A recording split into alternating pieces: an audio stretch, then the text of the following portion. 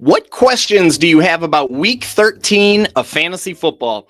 Sticky start-sit decisions got you unsure about who to put in your lineup and who to leave on your bench? Injuries got you down. You need somebody that you can plug and play off of waivers. Curious what beer you need to be drinking at 9 a.m. on a Sunday morning?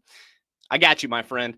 When creating my week 13 heat map this week, which is a resource that my subscribers use to set dominant lineups, take down DFS contests, cash in on NFL bets, I spent more than 30 hours researching every single fantasy relevant player in every single game.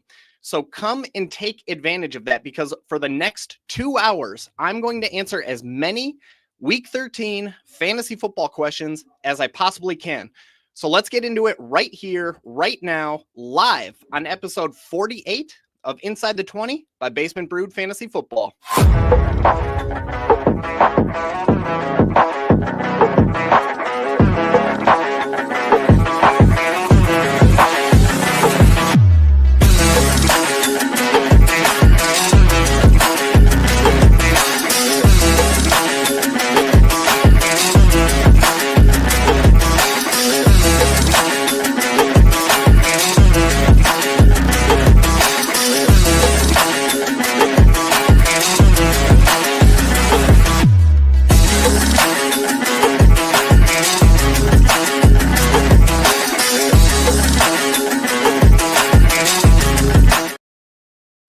What is up, my friend? Happy Sunday morning. Happy week 13. We're already off to a great start. Green Bay Packers got a W already this week, so life is good. Life is good. I am Mikey Henninger from Basement Brewed Fantasy Football, and like I mentioned in the intro, every week I spend 30 plus hours researching and writing every fantasy relevant player in every single game, every single week. I put it into a resource that we'll talk about. I'll show it plenty today, called the Heat Map, which is actually the resource that started this entire business. It led to me quitting my corporate career so that I could chase this childhood dream full time. And today I'm going to put all of that knowledge, all 30 plus hours of research that's just swimming around in my head, swimming around in my spreadsheets. And I'm going to put all that knowledge to use answering your start, sit, and other fantasy football or beer questions. So start dropping them into the comments from wherever you're tuning in, and I will get to them as I can. First, a few really quick things to know before we start jumping into all these questions. Number one thing I've come to learn from doing these shows, and people that are returning, welcome. Thank you for coming back. But number one is that this won't be a quick hits type of show. It won't be the sort of thing where it's, if you're looking to ask a question and I say yes, no, or this player like that in an instant, this isn't the show for you. It's not going to happen that way. Instead, I want to make sure that I'm doing everything that I can during this show, the next 60, 120 minutes, to give you the best recommendation possible, or my best recommendation possible. So I am going to be going through your fantasy football dilemmas with my own decision-making process as if your dilemma was my dilemma. And the way over time, I've developed somewhat of a process for making lineup decisions, start-sit decisions, DFS decisions, where I need players to check certain boxes for them to make it into my lineup. I don't go off of gut feel, nothing like that. It's all math, it's all stats, it's all facts that I'm using to make some of those decisions. We're not going to get all of these right. There's not a person in the world that's going to get all of these right. But it's all about doing everything we can to put ourselves in the best possible position to be right as frequently as possible. And the way that you do that is with data and information and stats and facts. And we're going to walk through all of that today. So again, if you're looking for a quick hits show, this guy or this guy, tune out. This isn't going to be the one for you. But if you want all the stats, all the data, you want to see how the sausage is being made, stick around and we'll get to your question. Number two, I'm going to do my best to answer at least one question from everybody. Now, no guarantees there. It largely depends on how much time we have, how much time questions are taking, the size of the audience. Obviously, all of those things matter, but I'm going to do my best to get to at least one from everybody. If I do miss you, please feel free to send me an email at Mikey@basementbrewedff.com, and I will do my best to get back to you there. I just dropped all of that information in the comments wherever you're tuning in. It's all available. But if I miss your question, please feel free to send me an email. Again, no guarantees, but I will do my best to get back to you there. Now, if you find yourself digging this conversation, if you find yourself digging the content, digging the process, digging the thought process, and the things that we're going to look at today, please, please, please be sure to like this episode wherever you're tuning in and subscribe to the Basement Brewed Fantasy Football channel on YouTube.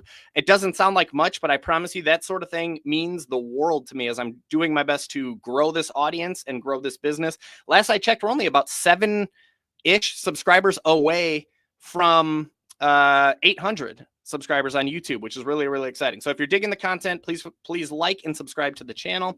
And as always, has become tradition on this show, we are going to kick this thing off with a beer. And usually it's one that I've never tried before. And yes, it's 9 a.m. Central, but that's how we do things in Milwaukee, Wisconsin. So today's beer, we are going to go with a Cosmic Nihilism from Enlightened Brewery. So Enlightened Brewery is here in Milwaukee. It's actually my favorite brewery in Wisconsin. And no, this is not a paid advertisement, by the way. Enlightened is my favorite brewery. They're in Bayview. If you're in the Milwaukee area and you need to know where to go, they make my favorite beer. It's called the Cream City Bricks, which is not what this is. This is a Czech dark lager. It's got about a 5.2% alcohol volume. And we're going to do this thing at 9 a.m. So actually I was there yesterday with my wife. It was Small Business Saturday, Support Small Business Saturday. So we went to Enlightened because they're a local small business. They had a food truck there called Sweet Smoke Barbecue, which is unbelievable barbecue. So we got to support 2 small businesses at once. My wife actually ordered this on tap, and I wanted to try it, but I didn't because I wanted to wait for today's show. So again, as we do like always, before we get into the questions, I got to start to intoxicate myself here a little bit. So again, Enlightened Brewery, Cosmic Nihilism, Czech dark lager. Got to pour it into my frosty Basement Brewed Fantasy Football beer glass. We're doing a dark lager at 9 a.m. I've had plenty of 9 a.m. beers growing up in Wisconsin. I shouldn't say growing up. It's not like I was like 7 years old and hammering beers. But living in Wisconsin my whole life, I've had plenty of 9 a.m. beers. I don't know if I've ever had a dark lager at 9 a.m. This is quite the switch. So without further ado, let's get into it. Tommy, if you're watching, Tommy's the owner of the brewery. If you're watching, we're about to find out. Basement Brewed Fantasy Football beer mug.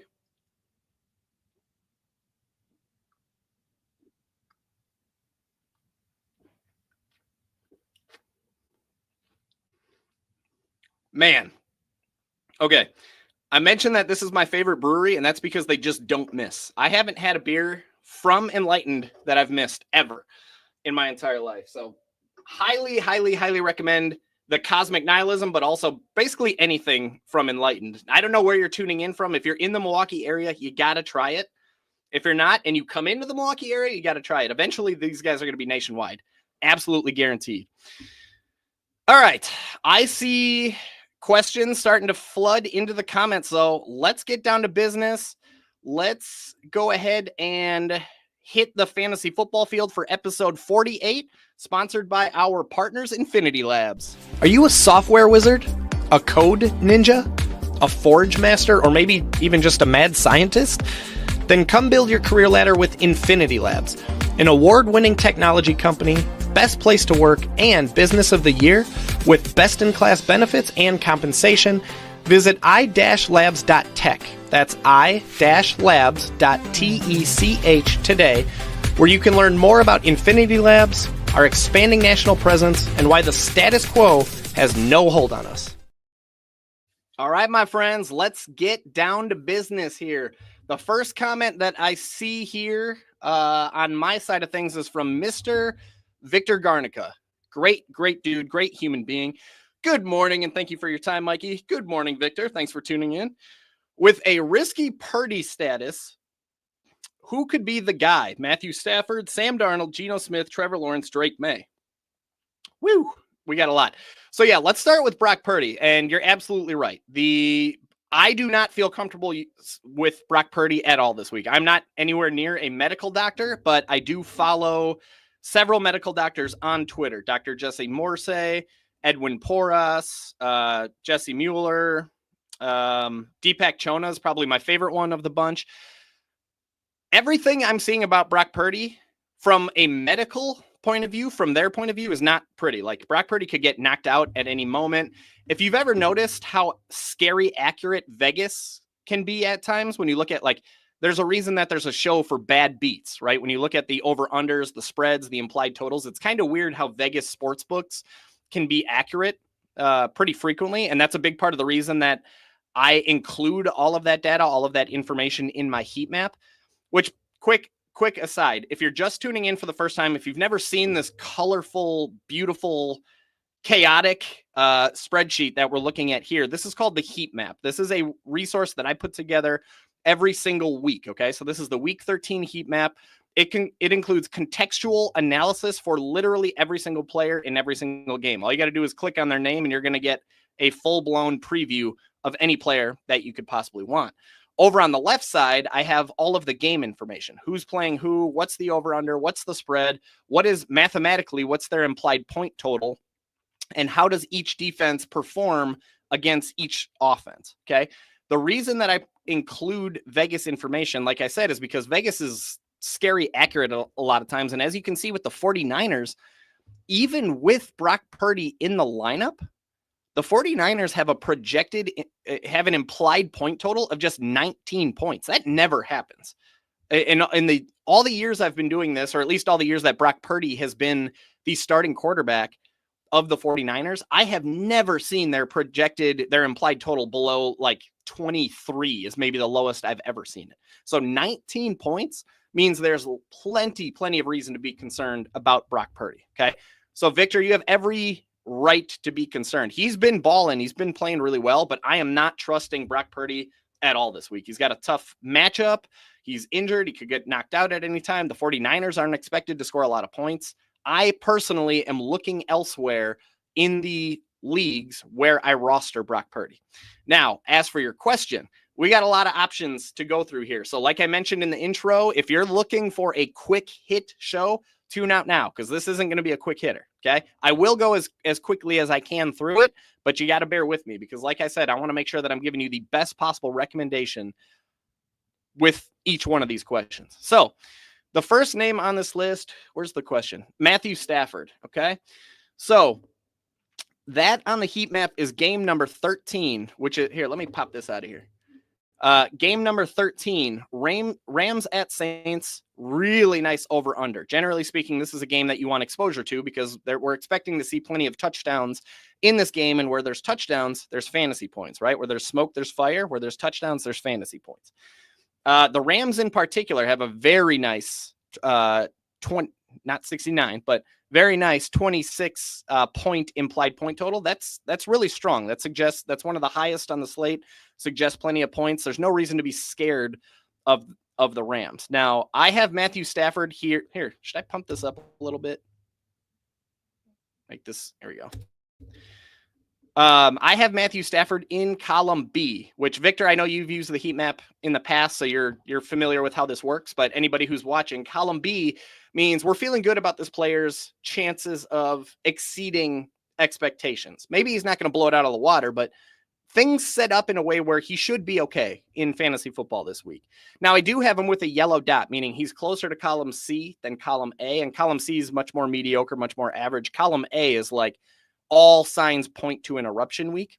But bottom line for Matthew Stafford, we're treating him like a rock solid QB2 and a streamer in this possible week 13 shootout. But it is worth noting that this is a difficult matchup. So in the heat map, it always starts with the game script, which we'll talk about in a second. It talks about how the player is performing and how the player is trending. And it talks about how each defense is performing against that position, both at the macro level and at the micro level. So we're talking about at the team level and the individual level. Starting with the game script, we already talked about it a little bit. We feel really good about the game itself. This is a game we want exposure to.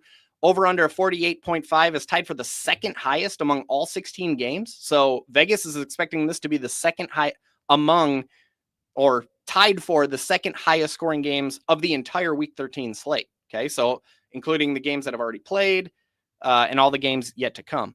Both teams are sporting top 15 implied point totals of 23 or more points. Usually when you have both teams in the top half of scoring, that suggests a possible shootout, plenty of fantasy football points. If I had to build a fantasy football lineup out of one game this week, Rams at Saints would be at or near the top of that list. You want exposure to this game. Now, the Rams have a strong implied point total of 25.5 points. That's since I wrote this, that has since gone up to 26. That's tied for the fifth most among all 32 teams on the slate. You want exposure to this offense in your fantasy football lineup. Matthew Stafford himself, he's playing really, really well since Cooper Kupp and Puka Nacua came back. He's averaging 19.9 fantasy points per game, so just short of 20, which is usually that elite number that we're trying to get to with our quarterbacks. He's getting you about 19.9 fantasy points per game. He scored 17 or more fantasy points in 4 of the last 5 games, including 2 games where he went over 24 with a high of 27.8 just 2 weeks ago in week 11. Okay, so Matthew Stafford is balling. He got his boys back. He hit the ground running once they came back, and he's balling over the last month or month plus now at this point. Now, this is going to be a tough test, right? We're getting into the matchup portion of Matthew Stafford's blurb, and the Saints are holding opposing quarterbacks to the 10th fewest fantasy points per game. Their quarterbacks are scoring 15.01 points per game on average against the New Orleans Saints this year. That includes the 5th fewest passing yards and the 13th fewest rushing touchdowns. Now, rushing touchdowns isn't something we have to even think about with Matthew Stafford.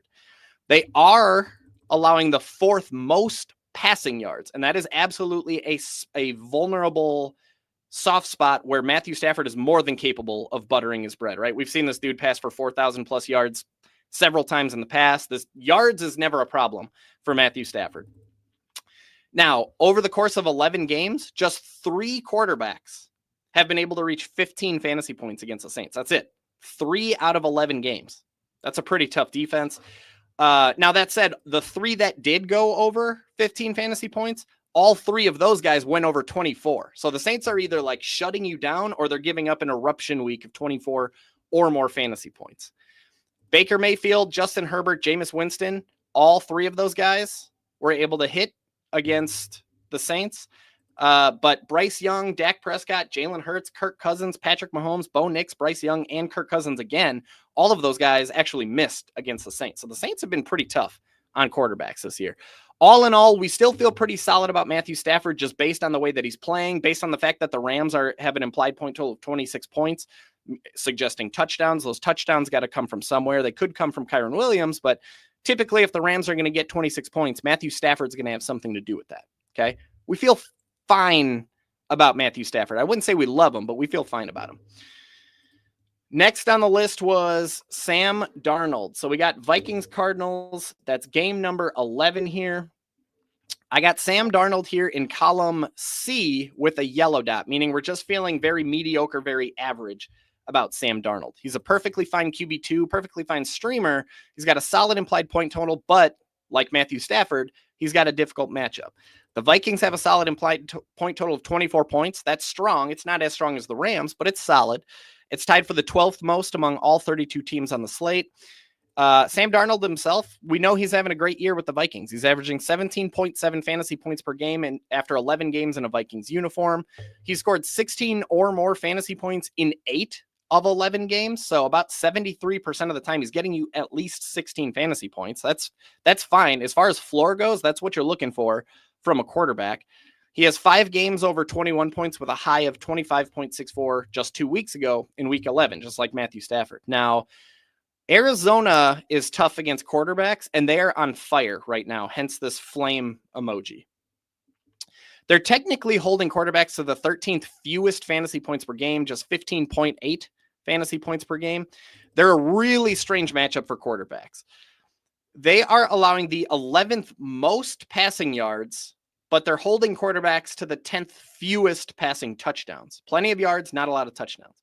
And then on the flip side, they're holding quarterbacks to the 8th fewest rushing yards, yet allowing the 7th most rushing touchdowns. So not a lot of yards, but a lot of rushing touchdowns. Again, we can throw the rushing stats out of the way. That doesn't really matter for Matthew Stafford, but it's just it's a wonky matchup for quarterbacks. kind of like the Saints, only 3 quarterbacks in 11 games have been able to reach 15 fantasy points against the Cardinals, none of which, by the way, have been in the last 5 games. Okay, so no quarterbacks in the last month plus has been able to reach 15 fantasy points, which is more of a floor number than a ceiling number against the Arizona Cardinals. Josh Allen did his thing way back in week 1. Jaden Daniels did his thing. Jordan Love did well, but Matthew Stafford, Jared Goff, Brock Purdy, Justin Herbert, Tua Tagovailoa, Caleb Williams, Aaron Rodgers, and Geno Smith all missed the mark against the Arizona Cardinals. And that list isn't a bunch of nobodies. Like Matthew Stafford gets points, Jared Goff, Brock Purdy, Justin Herbert, Tua, Aaron Rodgers, say what you will, but he can get fantasy point. Like all of these, this is a pretty solid resume for the Arizona Cardinals. So we feel fine about Sam Darnold, but I personally would feel much better about Matthew Stafford than Sam Darnold at this point. We know the game might be a shootout if the Saints can keep up, higher implied point total. I'm going Stafford over Darnold so far.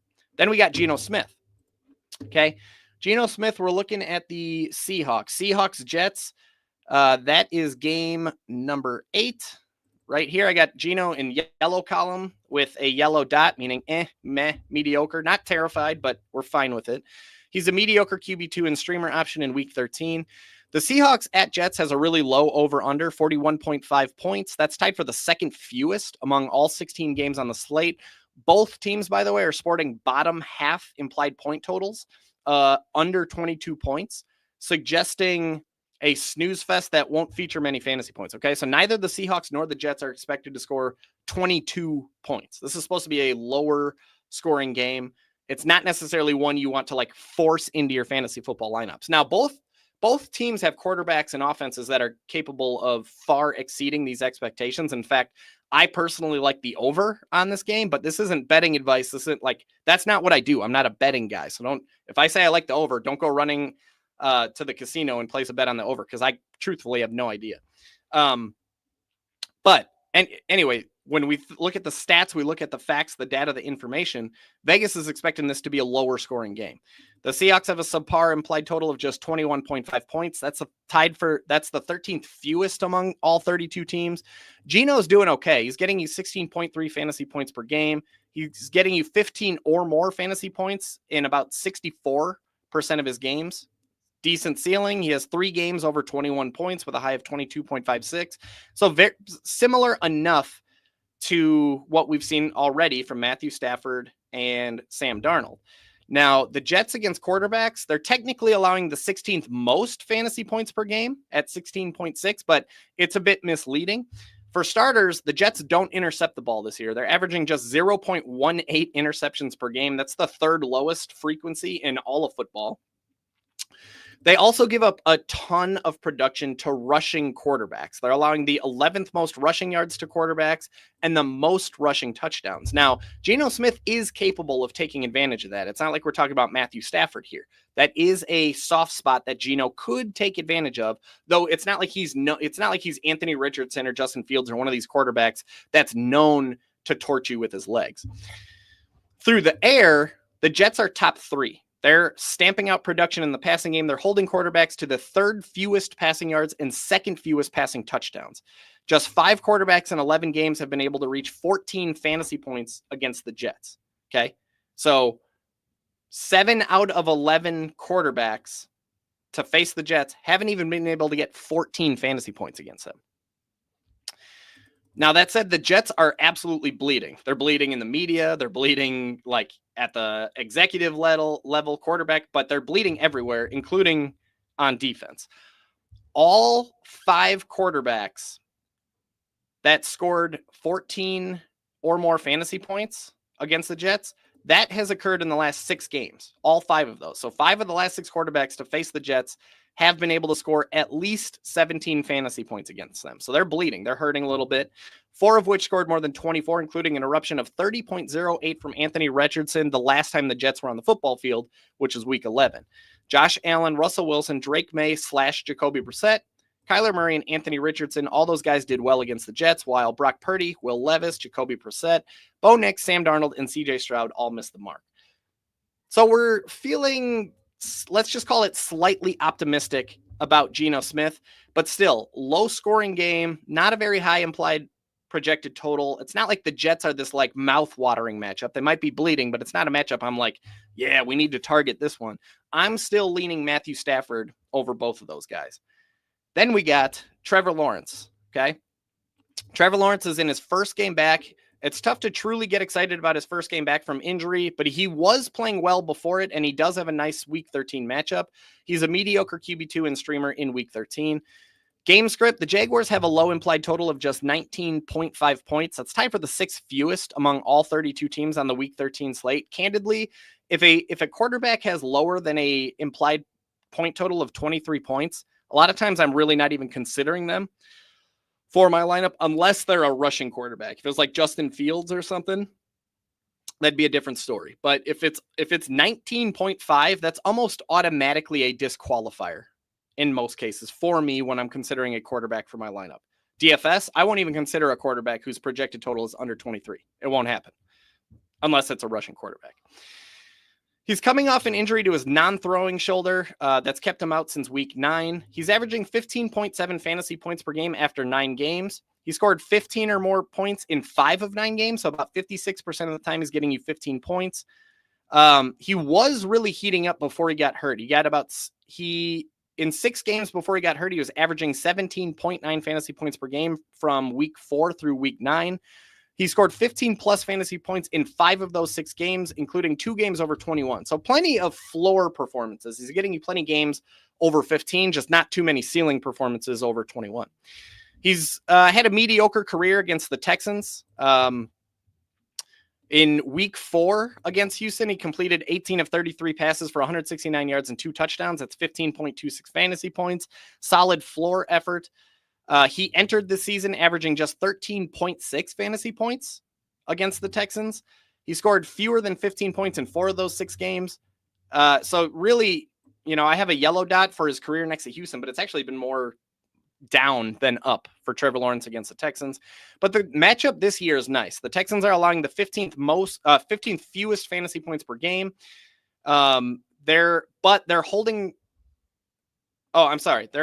the 15th most fantasy points per game at 16.7, which includes the second most passing touchdowns, 15th most rushing yards. That said, they're also holding quarterbacks to the 8th fewest passing yards and sounds. 8 QBs in 12 games have scored 15 or more fantasy points against the Texans. You can see the list of names that have hit here, including Trevor Lawrence himself, versus the names that have missed. Still, great matchup, but coming back in his first game back from injury, plus a low projected implied total, plus the Jaguars just being a bit of a dumpster fire this year, I'm fine with Trevor Lawrence as an option in general, but it looks like you have better options here, Victor, with Matthew Stafford, Sam Darnold, Geno Smith. I'd take all 3 of those guys over Trevor Lawrence this week. The last one here is Drake May. Now, Drake May has quietly been balling this year. He's actually getting pretty close to like every week status. This week I'm treating him like a mediocre QB2 and a mediocre streaming option, mediocre matchup. The most troubling thing about Drake May this week is, again, his low implied point total. The Colts at Patriots, this game is expected to be a low-scoring game, just 42.5 point over-under, tied for the 4th lowest among all 16 games. Pats have a low point total of just 20 points, which is tied for the 8th fewest. Again, I don't want quarterbacks that are lower than 23 more often than not. Now, again, Drake May is doing well. He's averaging 17.6 fantasy points per game after 6 full games as the starting quarterback for the Patriots. He scored 17 plus fantasy points in 4 of 6 games, including 2 over 20 with a high of 21.5. But he did score fewer than 14 fantasy points in 2 of the last 3 games. So maybe hitting a little bit of a rookie wall, cooling down a little bit, if you will. Colts, this is a very nondescript matchup. There's nothing about it that's particularly exciting or scary. They're allowing the 11th most fantasy points per game, 17.2, including the 6th most passing yards and 13th most passing touchdowns. So they're a bit vulnerable through the air. They are holding quarterbacks to the 15th fewest rushing touchdowns and 14th fewest rushing yards. 7 quarterbacks in 12 games have been able to score at least 16. And you can see the list of names that hit here. But again, there's nothing here that's screaming, oh man, we really got to get Drake May into our lineup this week. Of all the options listed, I like Matthew Stafford the best, and that's who I would be choosing if this was my own dilemma, Victor. Hopefully that helps. Hopefully he can get past that difficult matchup. Blurpy wants to know Nick Chubb or ETN or look to waivers, full PPR. Texans, Colts, or Jets D. So, all right, let's start with Nick Chubb here. First, though, I need a quick drink because that was a lot. That was a long one. Anytime there's more than like two options, it's gonna take a minute. All right, guys. Before I jump into this question real quick, I'm gonna drop something into the comments. If you're digging the heat map, if you're digging what you see, again, I do this literally every single week. So come Monday morning, I'll be working on the week 14 heat map. And if you want in, every weekly heat map costs just $4.99. Buy me a beer, or you can get every heat map from now through the Super Bowl for just $1.90 for the rest of the, like every week for the rest of the year. It's super cheap at this point. So I dropped a link in the comments. You can grab it from my shop on Patreon. This is what it should look like if you venture over there. You should see these two options, the week 13 heat map. And you should also see get every season or every heat map for the rest of the season for just $1.90 per heat map. It's currently $17.10, and you'll get every heat map for the remainder of the year. Again, it supports Small Business Sunday. Just keep that in mind. All right, here we go. Next up, we got so Nick Chubb or ETN. So Nick Chubb, I remember writing, and I do not like Nick Chubb at all this week. Game 16, Broncos, Browns. Let me go down here. So Nick Chubb, like everything is working against Nick Chubb here. You see all these orange dots. That's not a good thing. That's not a good sign. He's not a recommended RB3/flex in this tough matchup, tough game script. So the Browns have a low implied point total of just 18 points. That's the third fewest among all 32 teams. So we're not expecting a lot of touchdowns from the Browns. They're 5.5-point road underdogs. Okay. That's a wide enough spread that suggests a potentially negative game script and a possible pass heavy approach if the Browns fall behind. Like, it's possible the Browns, quote unquote, abandon the run here because they're so far behind. This might be more of a Jameis Winston 40+ pass attempts than a Nick Chubb 20+ rush attempts. So volume could be an issue in this game. That's a big red flag. Nick Chubb himself, it's fun watching him score touchdowns, and he's easy to root for, but the numbers aren't pretty, and they're predictably not pretty. We weren't expecting him to come back from such a gruesome injury and just light the world on fire, but it's not really working yet for fantasy football.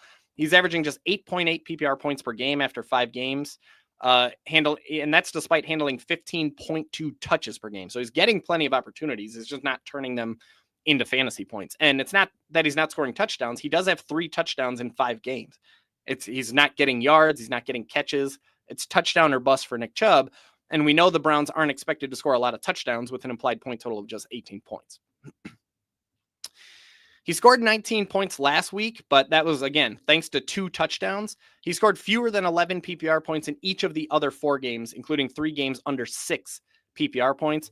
And if all of that wasn't enough, the Broncos are tough on running backs. They're holding them to the 14th fewest PPR points per game, including the 16th fewest touches, 13th fewest yards, 11th fewest touchdowns. They're tough on the ground, which is where Nick Chubb butters his bread. They're holding running backs to the 7th fewest rushing yards, 5th fewest rushing touchdowns. Just red flags all over the place for Nick Chubb. Just 5 running backs in 12 games have been able to reach 15 PPR points against the Broncos. And that's despite 8 of them handling 16 or more touches. So plenty of running backs are getting opportunity, but the Broncos are just stamping them out from an efficiency standpoint.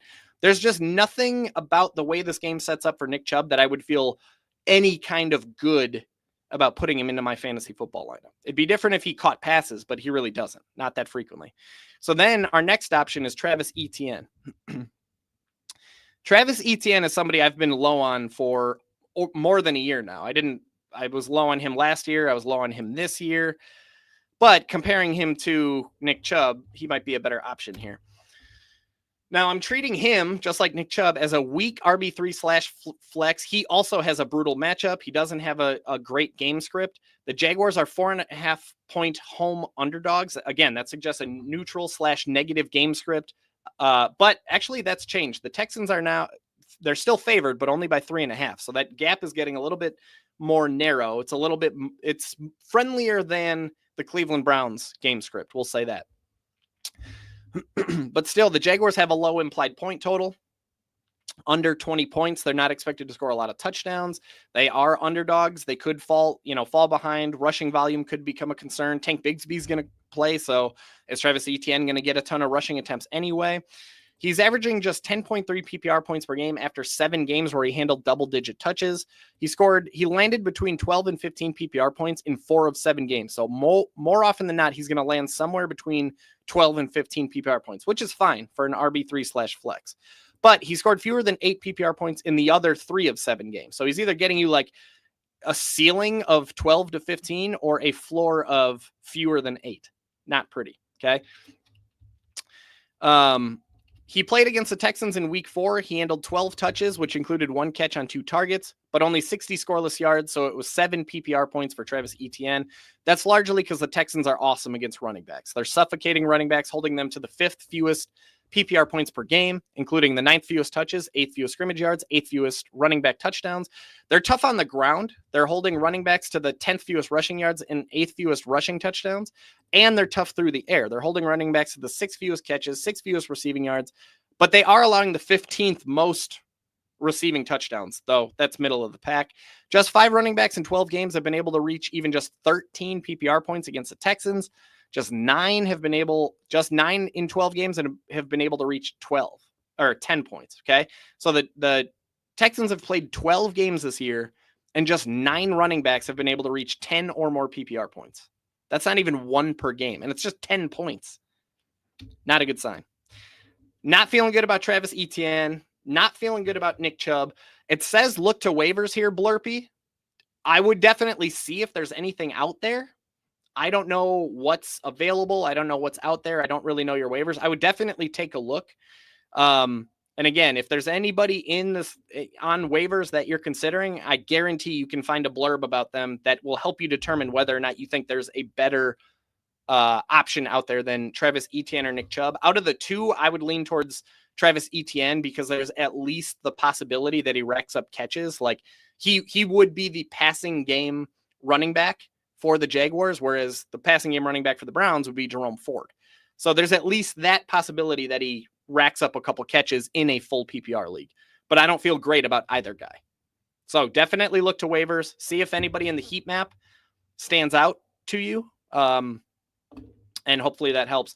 And then as far as the other one, Texans, Colts, or Jets defense, on the heat map, I have a tab specifically for this, for streaming. If you're in a pinch, you need to figure out defense. You need to grab a kicker off waivers. You need to grab a tight end, quarterback. Here's a bunch of running backs worth stashing that are high upside guys. You're asking Texans, Colts, or Jets defense. Texans, Colts, and Jets are all on the streamers list, so they're all good options. Ultimately, I'd be going with the Colts against the Patriots or the Texans against the Jaguars, unless, of course, you can get any of these other teams. Like I've seen the Commanders available in a lot of spots. I'd rather have the Commanders than those other names that you listed. I'd rather have the Broncos. I'd rather have the Bills. But I'd be fine with Colts against the Patriots or Texans against the Jaguars. I suppose I would lean more towards the Colts going against the rookie quarterback who's hitting a little bit of a rookie wall. All right, Alex Flores. Hopefully that helps, by the way. Alex Flores wants to know Tay or Walker. Deontay Johnson, huh? Kidding. Well, actually, I don't know, because Deontay does spell his name T-A-E, whereas Devontae... Wait, which Tay is this? I was thinking Devontae Adams, but that's not how he... And who's Walker? Kenneth Walker? I don't know. I don't know if I know... I'm guessing this is Devontae Adams or Kenneth Walker. We'll figure that out. Again, I'm dropping the heat map link in the comments. If you like what you see, $1.90 every heat map rest of the year, $17, guys. That's it. And you get every one of these for the rest of the year. All right, Alex, I so apologize if this isn't Devontae Adams and Kenneth Walker, but I'm assuming it is Devontae Adams and Kenneth Walker. Hopefully I'm not about to waste everybody's time walking through what it isn't.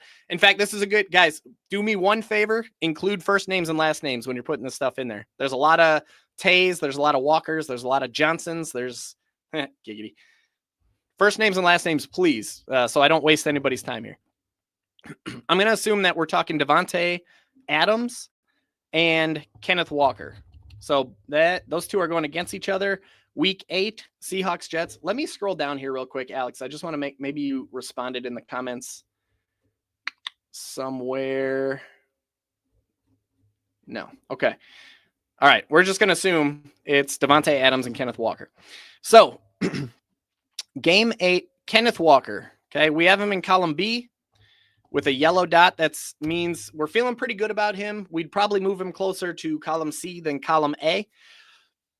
But still, he's a rock solid RB1 play, even despite a suboptimal matchup. The Seahawks at Jets, it has a low over under of 41.5 points. We already talked about the game script. I won't dig too far in here, but we're expecting it to be a lower scoring game. The Seahawks just a mediocre implied point total of 21.5 points. That's a slightly subpar. What we do like for Kenneth Walker is that the Seahawks are technically favorites. It's only 1.5 points, so it's not like this supremely positive game script, but we're expecting a close game, a neutral game script. They're not going to like abandon the run. Theoretically, they should be able to. Volume should not be an issue for Kenneth Walker in this game. He's having a good year. 17.9 PPR points per game after 9 games.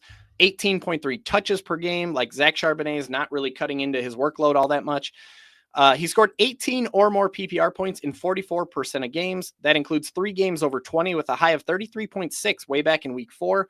He's getting at least 13 PPR points more often than not. 13 points in 8 of 9 games. So if you're looking, since this is a PPR, Alex, if you're looking for like, I don't ever want to say guaranteed or safe because let's be honest, that's not an actual thing. But this guy gets 13 or more PPR points in 8 of 9 games. Things are going well for Kenneth Walker. He's been a sturdy option this year. He's holding the Jets. Now, this is a suboptimal matchup. The Jets are holding running backs to the 11th fewest PPR points per game. They're a mediocre matchup on the ground. They're allowing the 13th most rushing yards, but they're holding running backs to the 14th fewest rushing touchdowns. So very mediocre. Like both of those numbers are very middle of the pack. It's not scary. It's not exciting. It's mediocre. They're tough through the air. They're holding running backs to the 8th fewest catches, 15th fewest receiving yards. They haven't allowed a single receiving touchdown yet to a running back. 7 running backs in 11 games have gotten at least 15 PPR points. That includes 3 that scored more than 21. Now, 5 running backs in the last 6 games have scored at least 16 PPR points against the Jets. Okay, we mentioned earlier that the Jets are bleeding a bit. That includes against running backs. 5 of the last 6 have gotten at least 16 points, including 2 that scored more than 21 in the last 4 games. You can see there's a nice size list of running backs who have done well here against the Jets versus a smaller list of noteworthy names that have fallen flat against the Jets. So we're feeling good about Kenneth Walker. There's nothing about the way this sets up where it's like, I really think we should put Kenneth Walker on the bench. Everything looks pretty good there. Davante Adams he's always going to be the upside play, right? Like we know what Davante Adams is capable of with Aaron Rodgers as his quarterback. Of course, it's not, 2014 anymore, but we know what could happen, right? Davante Adams is a wide receiver 2 with some strong matchup-based upside in week 13.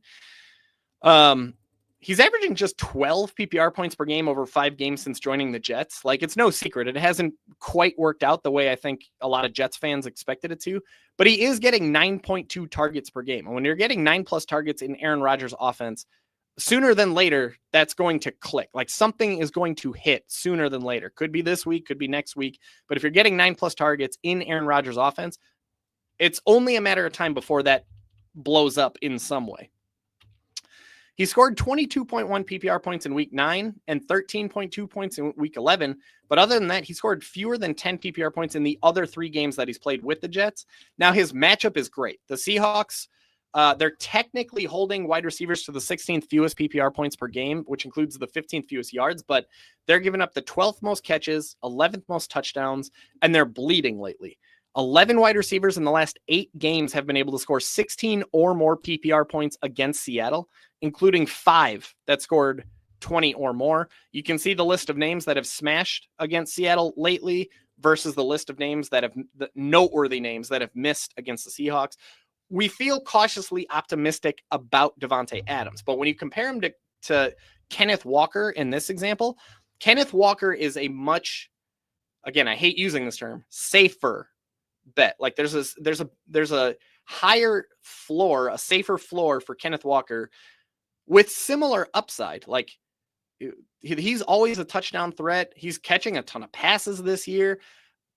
To me, it would be really difficult to choose Davante Adams over Kenneth Walker just based on floor alone. Like the ceiling is probably in favor of Davante Adams. If you're trying to swing for the fences, Davante Adams is one way to do that. But if you're looking for a solid floor effort combined with a possible ceiling, Kenneth Walker would be he's a much safer bet than Davante Adams is. So hopefully that helps. Greg says, oh, Greg, my man, Greg, thanks for tuning in here, guys. Greg is with BS Collectibles, which is a sports memorabilia shop down in, I think, Racine, right, Greg? No, Caledonia, somewhere. They're in Wisconsin. Why can't I place where, like, the city that they're located? But BS Collectibles, I've been down to the shop before. We did like a live stream together. They're always constantly live streaming on TikTok. They're doing jersey breaks. They're doing these fun little, like, I don't want to call them games, but like these fun, check it out. Go to BS Collectibles on TikTok and just check out their show. But there's like ways that you can get in and win signed jerseys and signed helmets. And I always tune in and get really like, my mouth starts watering like, man, I want to get all these framed jerseys to put on, to hang on my walls down here. But BS Collectibles here in Wisconsin, we have a great little like informal partnership because we both have very similar audiences, but do very different things. Greg has become a good friend of mine. He's a Basement Brood fantasy football subscriber. He says, should have listened to you and started Rico Dowdle on Thursday. Come on, Greg. I told you, man, you got to do it.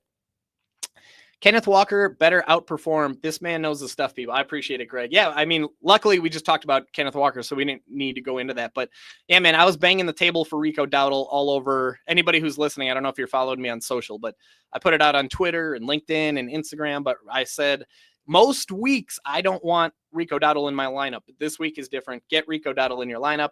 Greg, you should have done it. But, I mean, having Kenneth Walker to fall back on, that's a really nice alternative. Definitely hope it works out there.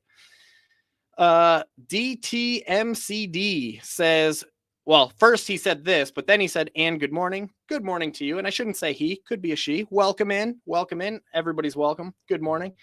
Wants to know Davante Adams or Michael Pittman for week 13.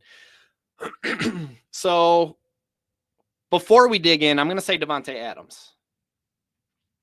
I don't like, I shouldn't even say I don't like. That sounds like it's a gut thing. It's not a gut thing. I promise this is rooted in stats. Anthony Richardson, wide receivers in Anthony Richardson's offense have an automatic downgrade for me. They don't perform well as they would with other quarterbacks. Let's just get into it. What am I even talking about? I have this whole heat map to specifically go through this stuff. So we talked about Davante Adams. I won't go through that one. Let's find the Colts Patriots. That's game number 6. I got Michael Pittman down here in the quote unquote feel gross column, meaning I don't love Michael Pittman this week. I'm treating him as a cautiously optimistic wide receiver 4/flex with matchup based upside. So the thing that we do like about Michael Pittman, if we have to pick something, is the matchup. Colts at Patriots, I think we talked about this earlier. It has a low over under 42.5. We're not expecting a ton of points and we're not expecting a lot of touchdowns. And if we're not going to expect a lot of touchdowns, I mean, you look at the Colts in particular, very mediocre implied point total, 22.5 points. That's not bad, but it's not good. There's nothing about it. It's like, oh my God, we got to get this offense into our lineup. It's just right in the middle of the pack, 16th fewest among all 32 teams. So if we're not expecting fireworks, if we're not expecting a ton of touchdowns out of this game or out of the Colts, that means Michael Pittman theoretically would have to butter his bread on catches and yards. And that doesn't really happen all that frequently in Anthony Richardson's offense. Now, what is nice, Josh Downs, I mean, it's not nice for Josh Downs and Josh Downs managers, but it is nice for Pittman. Josh Downs is not going to play in this game, which frees up 5.5 targets per game that need to find new homes. Michael Pittman could be a nice beneficiary of that. Alec Pierce is going to have an added opportunity. But he's averaging an alarming 8.1 PPR points per game after 7 full games with Anthony Richardson this year, including just 6.6 targets, which isn't bad, but it's certainly not a lot. It's not what you should see from a number one wide receiver. He's getting you just 8.1 PPR points per game when he plays with Anthony Richardson. He scored fewer than 10 PPR points in each of the first 6 games he played before finally hitting 15.6 points last week against a Lions defense that, by the way, allows the second most PPR points per game to wide receivers. Like everybody, I could play wide receiver and score PPR points against the Lions this year. Okay. So it's like when he scored 15 last week, that's great, but it's not necessarily a sign of things to come when he did it against Detroit. Now he does have 15 targets over the last 2 games with Richardson. That's a good sign. And the Patriots, they're bleeding against wide receivers. They're allowing the 9th most PPR points per game.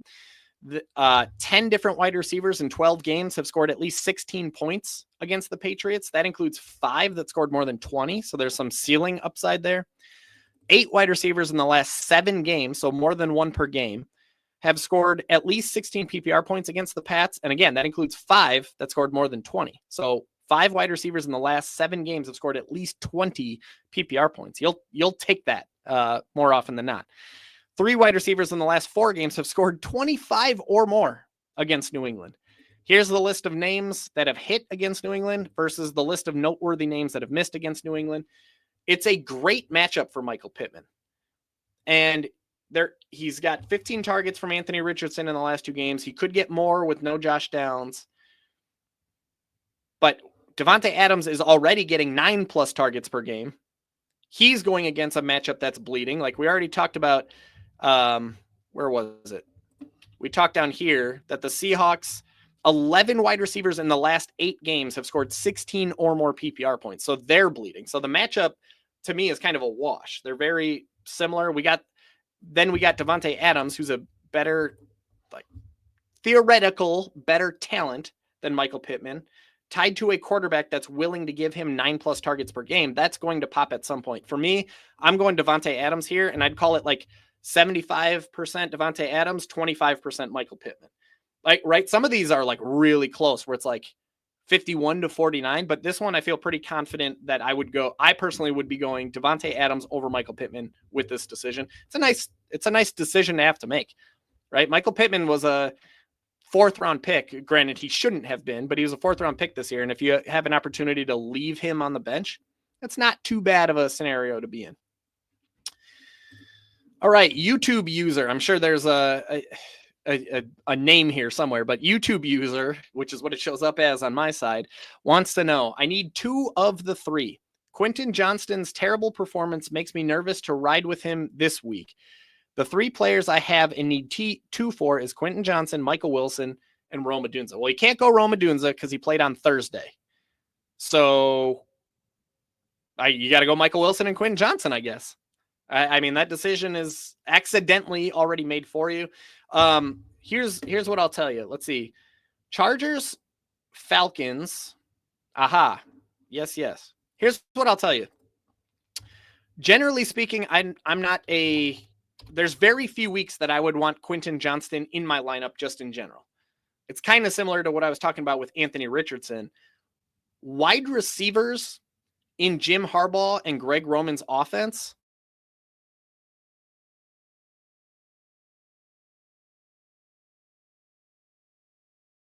Uh-oh. We good? Okay. It said internet cut out on me. And this is a decade-long thing. This isn't just this year. If you look back at their 49ers days, when Jim Harbaugh and Greg Roman worked together with the 49ers, there was usually just one wide receiver that was fantasy football relevant. Michael Crabtree. And even he was never top 10. He was always top 15, top 16, top 17. But you almost never get 2 wide receivers that are popping off in a Greg Roman, Jim Harbaugh offense. If there's only going to be one, it's going to be Ladd McConkey. Okay. So my point is, generally speaking, Quentin Johnson is not a guy that I'm trying to get into my lineups this year. He's had big games because he scores touchdowns, but he's not somebody I'm trying to get into my lineup. Now, that said, if there was a week where I was forced to use Quentin Johnston, this is one that I would feel okay about. Okay. The game itself has an over-under of 47.5 points. That's the 4th highest among all 16 games. The Chargers have a implied point total of 24.5 points, tied for the 9th most among all 32 teams. Both teams are sporting top half. Cosmic nihilism's coming at me in the gas bubbles.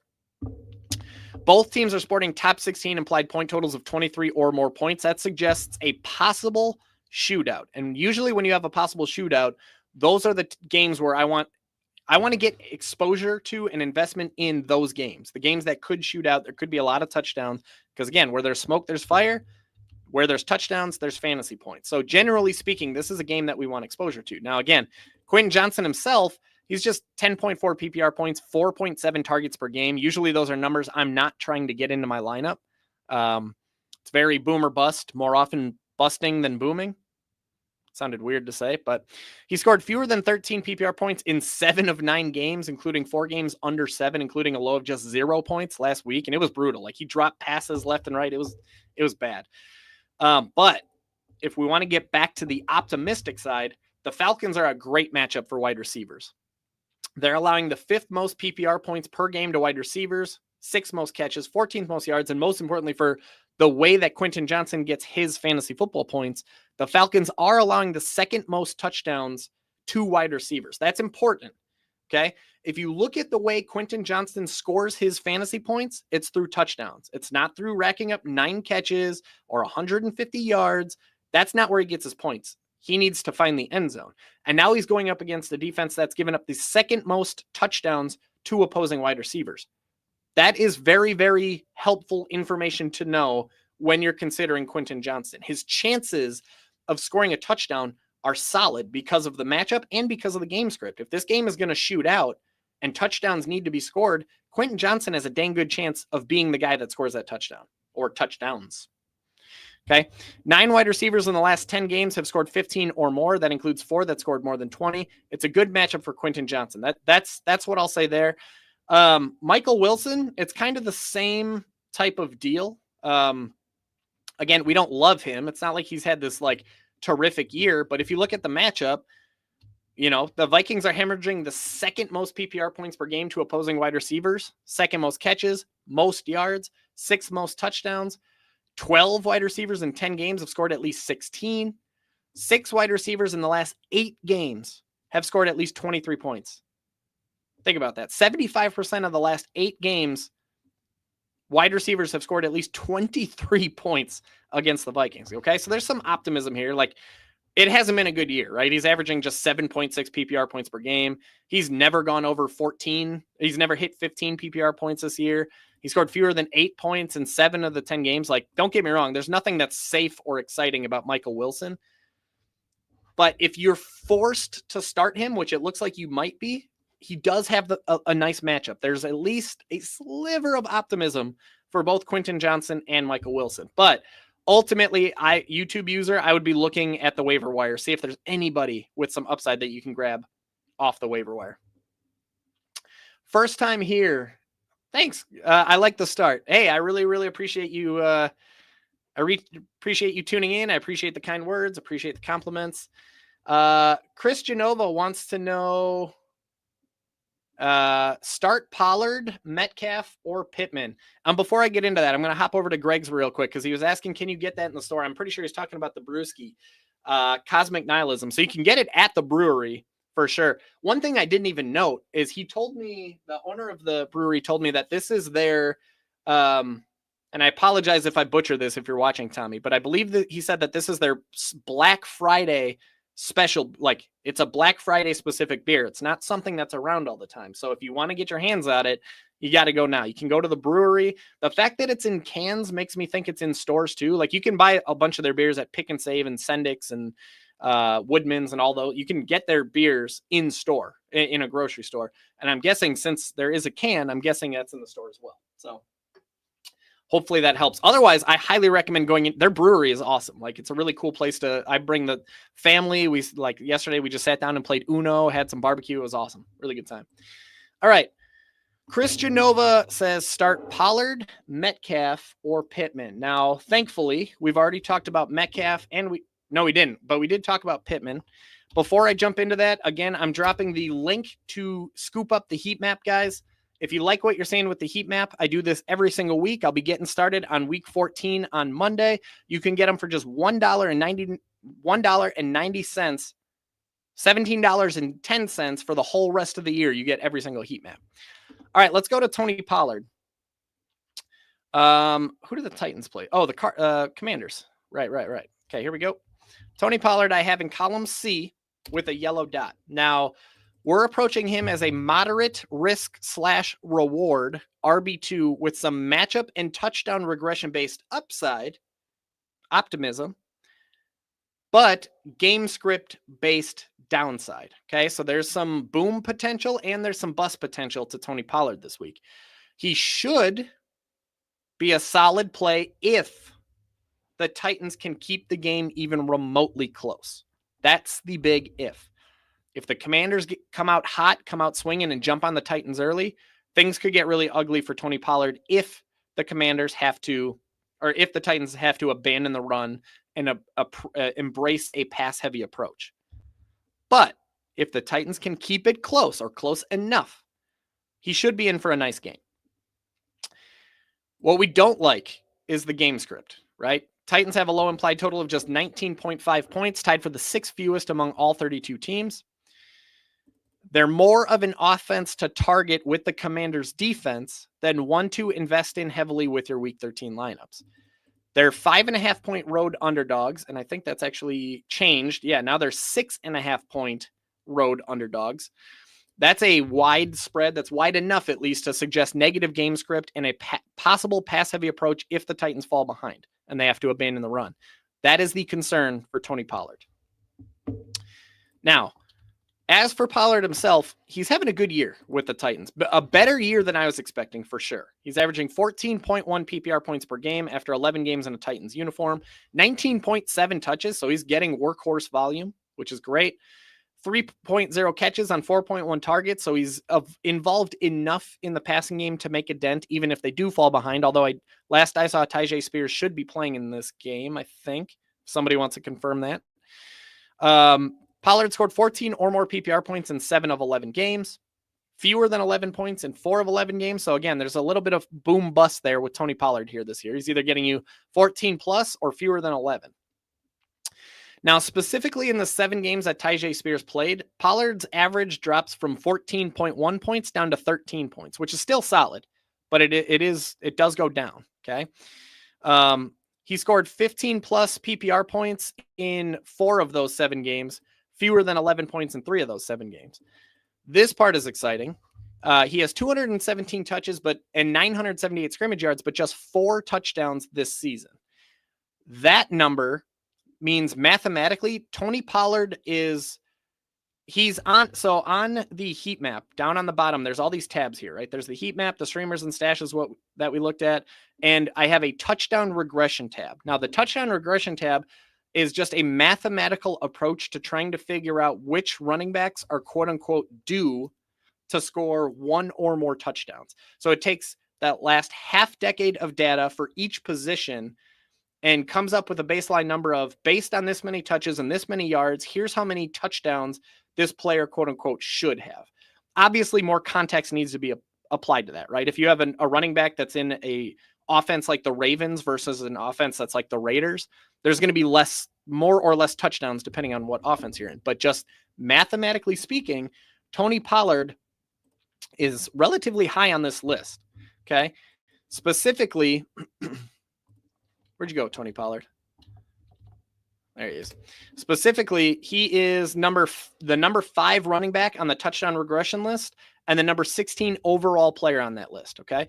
Again, it's not a surefire like, hey, all of these guys are going to score touchdowns, but mathematically in tiebreaker scenarios like this, it helps to know which players are mathematically due for a running back. That's a good thing for Tony Pollard. Now, the Commanders are technically holding running backs to the 16th fewest, and I do air quotes because it's like 16th fewest is 17th overall. That's like right smack dab in the middle. of the NFL. So it shouldn't even be considered. They're just middle of the pack against running backs, but they're a great matchup on the ground. They're allowing the second most rushing yards and the seventh most rushing touchdowns. So you take a guy getting 16 plus 15, 16 plus carries per game against the defense that's allowing the second most rushing yards and seventh most rushing touchdowns. That's a good thing for Tony Pollard. Like, the opportunity is there for him to do some damage if he can get the volume, if he can get the 15, 16 plus carries per game. They are really tough in the air against running backs. They're holding running backs to the fewest catches, second fewest yards, and no receiving touchdowns. Like, I don't think there's a defense in football that's been better at stamping out the running back receiving game than the Washington Commanders. Still, 7 running backs in 12 games have scored 16 or more PPR points against the Commanders, 3 of which scored more than 20. Again, we feel cautiously optimistic about Tony Pollard, but I'm not, like, there's no way of sugarcoating it. The 6.5 point spread is a massive red flag. If the Commanders get out to a lead early, if they jump on the Titans quick, more often than not, NFL teams have, like, they're pressed into a situation where a lot of times they have to, quote unquote, abandon the run. And that's where we could get into trouble with Tony Pollard. So I won't say that the floor is safe for Tony Pollard, but the ceiling is nice if he can just stay involved for all 60 minutes. DK Metcalf. We've talked quite a bit about the Jets Seahawks game. We're expecting it to be a little bit lower scoring. We don't love that. DK Metcalf is averaging 14.9 PPR points per game. It's been very boomer bust for DK Metcalf. He's getting you 8+ targets, but it's still been very boomer bust. Now, on the good side, he scored 14 or more PPR points in 5 of 9 games. He scored 17 plus in 4 of those, and he has a high of 28.9. So slightly more frequently than not, he is having a big day. But slightly less frequently, he is having a not so great day. He scored fewer than 10 PPR points in 4 of 9. Okay. So he's getting you 14 or more about half the time, or less than 10 about half the time, including a low of 5.9. It's very, very boomer bust for DK Metcalf this year. He's been in a little bit of a slump. He's averaging just 12.2 PPR points per game over his last 5. It hasn't been that pretty. And now you look at the matchup. It's not terrific. The Jets are absolutely suffocating wide receivers. They're holding them to the second fewest PPR points per game. That includes the fewest catches, second fewest yards, and 5th fewest touchdowns. Just 11 wide receivers in 11 games have been able to reach even just 10 PPR points against the Jets, and that's not a lot. 1 wide receiver per game is getting 10, is able to reach 10 PPR points against the Jets. That's not very much. 8 of those 11 wide receivers, however, were able to score at least 15 points against the Jets. So not many are getting to 10, but when they are, most of them are at least getting to 15. That's the good thing. Deebo Samuel, Calvin Ridley, Cortland Sutton, Justin Jefferson, George Pickens, Tank Dell, Marvin Harrison, Josh Downs, all of those guys did well against the Jets, whereas Brandon Ayuk, Jordan Addison, and Michael Pittman all missed the mark, and a lot of those guys have missed the mark all year. So it's like the guys that are supposed to hit do hit, and the guys that are supposed to miss or have missed this year missed against the Jets as well. So maybe the matchup isn't as terrifying as it initially looks on paper, and that's why I always give a look at both the team level statistics and the individual level. Like, yeah, they're holding them to the second fewest PPR points per game, but the individuals that go against them have a decent day. Okay. And then Michael Pittman, we already talked about. I'll definitely take DK Metcalf over Michael Pittman in this scenario. So to me, the question is Tony Pollard or DK Metcalf. This also, to me, it also matters if this is PPR. The majority of fantasy football leagues these days are PPR, so I'm going to assume that it is. I mentioned that Tony Pollard, I won't say he has a safe floor, but there is always that element of safety that's attached to a running back because there's that quote unquote guaranteed volume. Like, we know that at least at some point the Titans are going to hand off the ball and it's going to go to Tony Pollard. Whereas theoretically DK Metcalf might not catch a pass. Obviously that's not what's going to happen here, but my point is there's an element of safety that's attached to the running back that wide receivers just don't quite have. If it were me in this scenario, I would be going with Tony Pollard. I don't love it. I really don't love it. And again, this is one of those where it's like 51 to 49, or maybe not even that. It's like 49.99 to 50.01. Yeah, man, this one's tough. This is one where I would definitely recommend sliding into our fantasy football Discord server and dropping this very question into the Start Sit channel. We have a Start Sit channel in the Basement Brood Fantasy Football Discord server. We got up 200 plus, 200 and counting fantasy football players in this Discord server, just helping each other out with this dilemmas just like this one.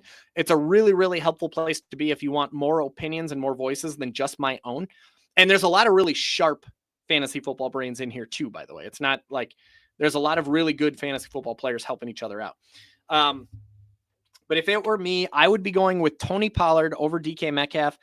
I do not feel great about that.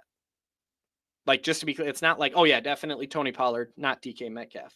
It's very close. It's very neck and neck. But for me, I like the potential ceiling, and I like the touchdown regression that's working in Tony Pollard's favor. I like the potential ceiling of what Tony Pollard can do if the Titans can remain competitive.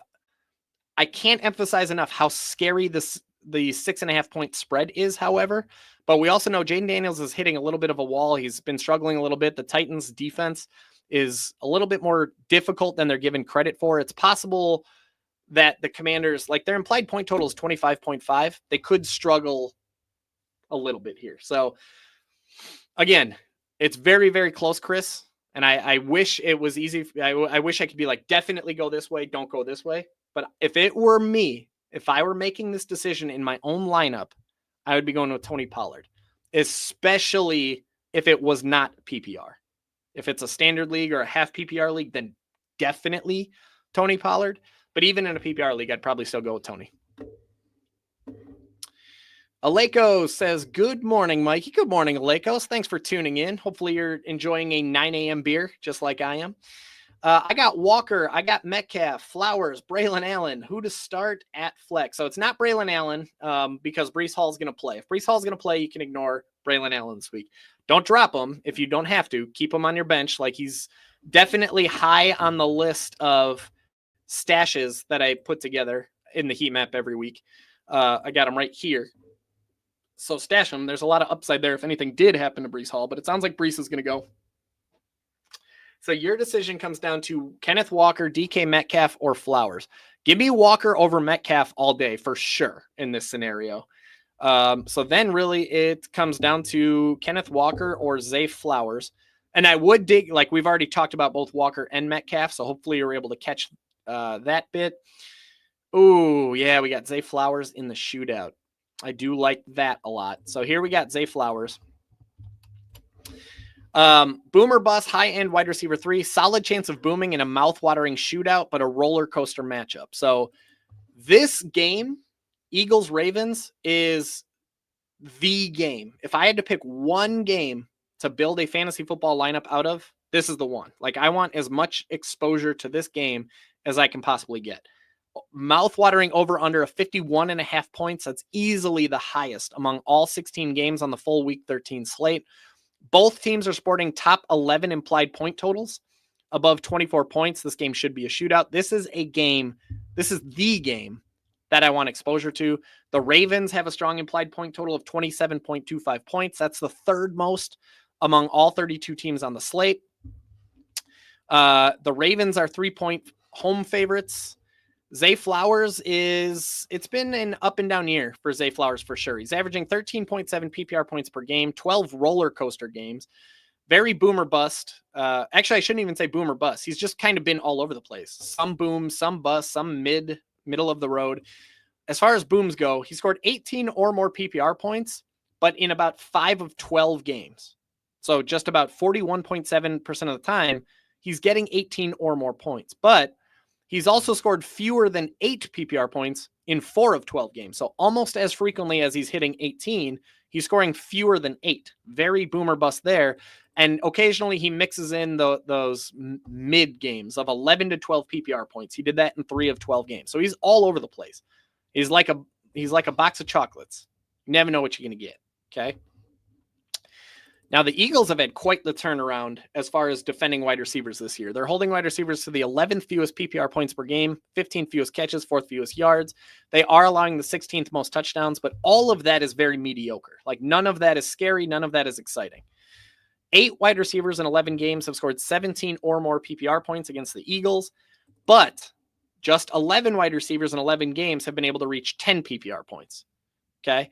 So they're not allowing many to get to 10, but when they are letting them get to 10, they're letting them get past 17. So we, generally speaking, we're cautiously optimistic about Zay Flowers this week. I want exposure to that game. I want exposure to that possible shootout, but still, I don't think there's a world where I'd feel much better putting Kenneth Walker into my lineup than both of those guys. I think there's a ton of upside to Zay Flowers. I think it's very possible he has one of those boom weeks.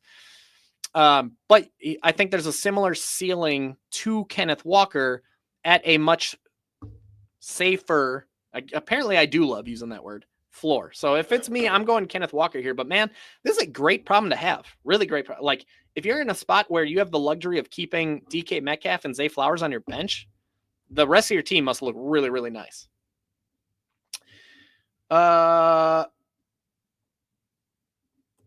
Wait, I should have listened to you and started Dowell. Kenneth Walker better come through today. Proof is in the pudding with this man. Like in Light and Brewery, he doesn't miss. Man, that's 2 that had the Rico Dowdle versus Kenneth Walker. That's wild. But I appreciate it, man. Yeah, and Light and Brewery definitely does not miss. And thank you very much for the compliment. Weather has to have something to do with a low score for 49ers and Bills. Yeah, absolutely, Jason. That's a really, really good point. The snow there is insane the last time I checked, but still, for fantasy purposes, that's there's no reason to love Brock Purdy. So yeah, absolutely. Great point. Keenan Allen sitting pretty on my bench with a 24 points in a must-win week. Yeah, I've been there, Aleko. Sorry to hear that, man. I mean, he got the Lions, right? We were talking about Michael Pittman against the Lions. This week it was Keenan Allen's turn against the Lions. All right, John wants to know Rashad, Stevenson, or Goddard. I'm going to tell you right now. Oh, okay. Glad I saw this. Half-point PPR, but also half-point tight end premium. Thank you, by the way, for the added context. Anytime you guys can bring me that context, I really appreciate it. Before I even dive in, my answer here is going to be Rachaad White. I'll do him last. Okay? But it's going to be Rachaad White.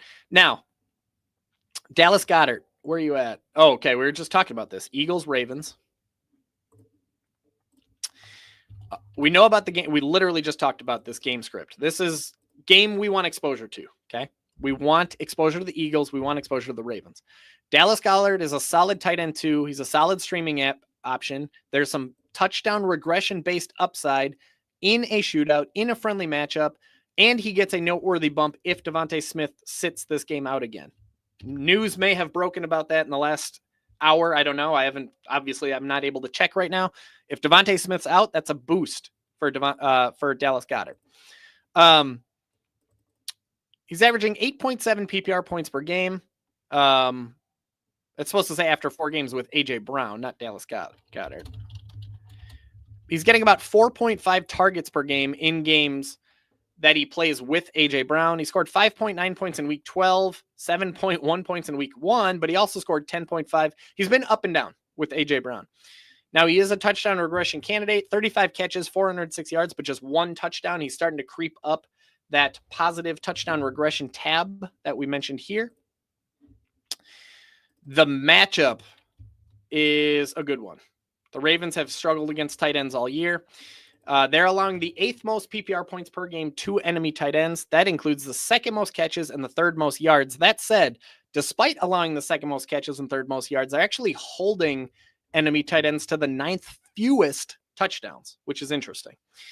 Now, 6 tight ends in the last 11 games have scored at least 10 PPR points against the Ravens, 5 of which scored at least 15. Brock Bowers, Jake Ferguson, Zach Ertz, Cade Otton, David Njoku, Tanner Hudson, all did really well against the Ravens. And one last thing I want to note here. Again, they're giving up the second most catches and the third most yards, but they're holding tight ends to the ninth fewest touchdowns. If you wanted to, there's two ways to look at this. You can say, oh, the Ravens just don't allow touchdowns. And that could be true. You could also look at this mathematically and say, well, wait a minute. If they're allowing the second most catches and the third most yards, touchdowns should follow. So is the Ravens defense as a whole a touchdown regression candidate against tight ends? If they're giving up all those catches, they're giving up all those yards, some of them should end up in the end zone. Just something to think about there. So anyway, we're optimistic about Dallas Goedert this week, especially in a tight end premium league. Now, again, he's getting less than 5 targets per game. It's not like we're expecting him to rack up a ton of catches. So I don't know how much the premium, unless the premium applies to more than just catches. If the premium applies to yards and touchdowns as well, then maybe. Ramondre Stevenson, I can tell you we're cautiously optimistic about Ramondre this week, but not in the way that we're optimistic about Rachaad White. Now, Ramondre Stevenson is very tough to trust at this point, especially after last week. He actually played less snaps than Antonio Gibson did. We're still going to treat him like a high-end RB3/flex matchup, a really nice matchup this week if the Patriots can keep the game close, which there's every reason to think they should. The spread is only, last I checked, 2.5 points. So the Patriots should be able to keep this thing nice and close. We've already talked about the script. It's a low-scoring game. Patriots are underdogs. They're not supposed to score a lot of points, but the spread is close enough that Ramondre Stevenson should stay involved. 2.5 point spread. It's negative, but it's also mostly neutral. Ramondre volume shouldn't be much of an issue. Now, Ramondre himself is headed in the wrong direction. He's averaging 12.9 PPR points per game after 11 games. He's boom or bust. He scored 17 plus PPR points in 5 of 11 contests, but he scored fewer than 9 points in 4 of 11 games. And last week, this is the biggest red flag. He was he just barely out-touched Antonio Gibson. Stevenson had just 8 touches, which is, you can't do much fantasy damage off that more often than not. Gibson had 7 touches, and Gibson played 1 more snap than Ramondre did. I'm not saying Gibson's taking over, but that's not the trend you'd like to see 13 weeks into the season. You don't want to see a running back starting to lose playing time. Now, the matchup is gorgeous. The Colts versus running backs. The Colts are allowing the 5th most PPR points per game to enemy running backs. That includes the 2nd most touches, 3rd most scrimmage yards, and 12th most touchdowns. So running backs are getting points against the Colts. There's no doubt about it. They're vulnerable on the ground, allowing the 5th most rushing yards, 12th most rushing touchdowns. 9 running backs in 12 games have scored 15 or more PPR points against the Colts, including 5 that scored more than 23. 5 running backs in the last 5 games have scored at least 15 points against the Colts. It's a good matchup, and Ramondre Stevenson should stay involved. Again, we're cautiously optimistic about Ramondre Stevenson this week, but Rachaad White, Bucky Irving, these are guys I want in as many lineups as I can possibly get them into this week. Rachaad White is a high-end RB3/flex with legitimate RB1, not even RB2, but RB1 upside with terrific game script and a mouth-watering best possible matchup. You see these blue dots? That's best possible for the heat map. That's a good thing. Buccaneers, the Bucs have a strong implied point total of 26 points. Okay, that's the 5th most among all 32 teams. There should be touchdowns here. They're 5.5 point road favorites, which suggests a positive game script, a balanced offensive approach that could turn run heavy if the Buccaneers are trying to milk the clock in the second half. Okay, so it's the opposite of what we talked about with Tony Pollard. Titans were 6.5 point underdogs. Tony Pollard could get scripted out. Buccaneers are 5.5 point favorites, have an opportunity to kill the clock in the second half. Rachaad White is averaging 13.8 PPR points per game after 10 games. He's getting about 13 touches per game. He's kind of like, who was that? Tony Pollard. He's been a little bit all over the place. He scored, as far as booms goes, he's scored 16 or more PPR points in 4 of 10 games, but he's also scored fewer than 10 points in 3 of 10 games. landing in the middle between 10 and 13 points in 3 of 10 games. He's averaging 15.2 PPR points per game and 11.5 touches per game over his last 4, scoring 11 plus PPR points in each of them. So he's on fire lately. He's been playing particularly well over the last 4 games. And now he gets the Carolina Panthers in a positive game script. Okay. Carolina, if you didn't know, is the worst defense in football when it comes to containing running backs in fantasy football. They are hemorrhaging. This is almost impressive. They're giving up the most PPR points per game to running backs, including the most touches, the most scrimmage yards, and the most touchdowns. Maybe that sounds like it should be like obvious, right? If they're giving up the most touches, of course they should be allowing a lot of scrimmage yards and touchdowns, but it almost never works that way. There's always at least some strength somewhere. But here with the Panthers, they're giving up all of the touches, all of the yards, all of the touchdowns. They're allowing the most rushing yards, the most rushing touchdowns. They're a little bit better through the air, but they're still vulnerable. They're giving up the 16th most catches, 15th most receiving yards, 11th most receiving touchdowns. 9 running backs in 11 games have scored 17 or more PPR points against the Panthers. 6 running backs in 11 games have scored 20 or more PPR points. At worst, 15 running backs in 11 games have scored at least 10 PPR points against the Panthers. So it's like, man, if you're looking for a floor ceiling combo, like the floor should be there for Rachaad White, but the ceiling against Carolina is unbelievable. For me, it's Rachaad White. There's Rachaad White is one of those guys. Same thing with Bucky Irving, by the way, speaking of which, Derek pops in. Happy Bucky Irving Day to those who celebrate. Yeah, man, Bucky Irving, have a day, kid. Like, have a day. This thing could get really pretty, could get really crazy. But Rachaad White, Bucky Irving, both of those guys are guys that I'm actively trying to get into my lineup anywhere I have them. It's Rachaad White for me on this one. Clark Design says Stafford and his wide receivers are killing it. Kyren has taken a huge hit. Yeah, man. So it's interesting, right? Because the wide receivers killing it. That's not necessarily surprising by any means. Like, we knew that was going to happen, but it's not like Kyren Williams is losing. He's definitely not losing volume. Now the Rams do have more opportunity, like more options, more weapons when they get into scoring opportunities. Like, that ball could go to Cooper Kupp, it could go to Puka Nacua, and that is hurting Kyren Williams. Like, if you look at the first, you look at the first 7 games of the season, Kyren Williams scored at least 1 touchdown in all of them versus just 1 touchdown in the last 4 games. It's probably no coincidence that they also have Cooper Kupp, Puka Nacua, but the volume is still there. He's gotten 15 plus touches in each of the last 4 games. So he's if anything, he's more of a buy low. If you're still able to trade in your league, he's more of a buy low than somebody who is going to poop the bed the rest of the season.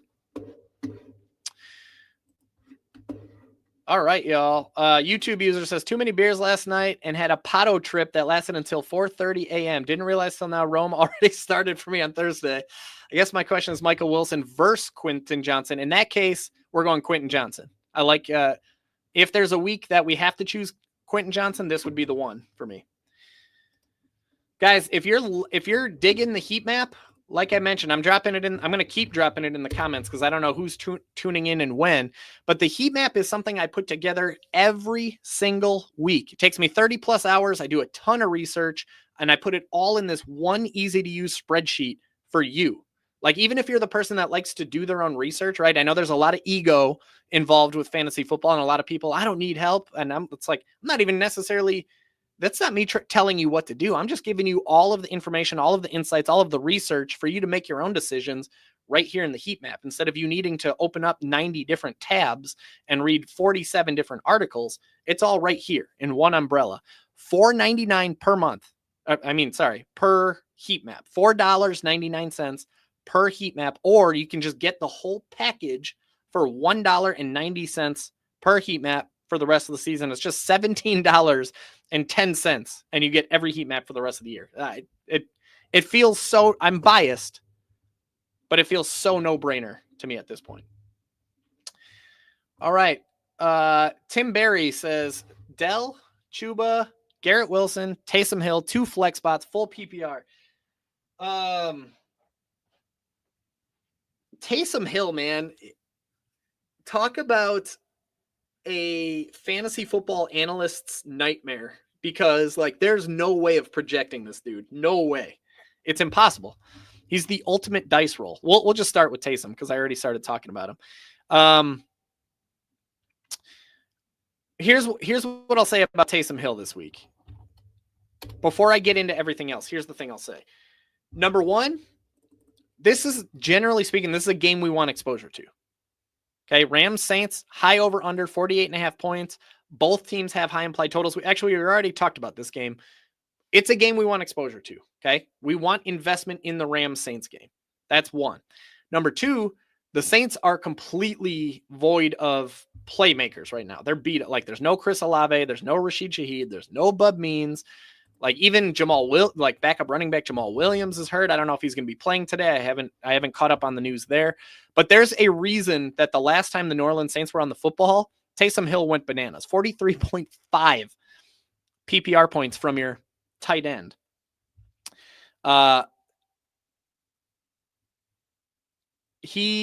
Just absolutely crazy week last week. And it's because, or 2 weeks ago, not last week. Last week was the bye week.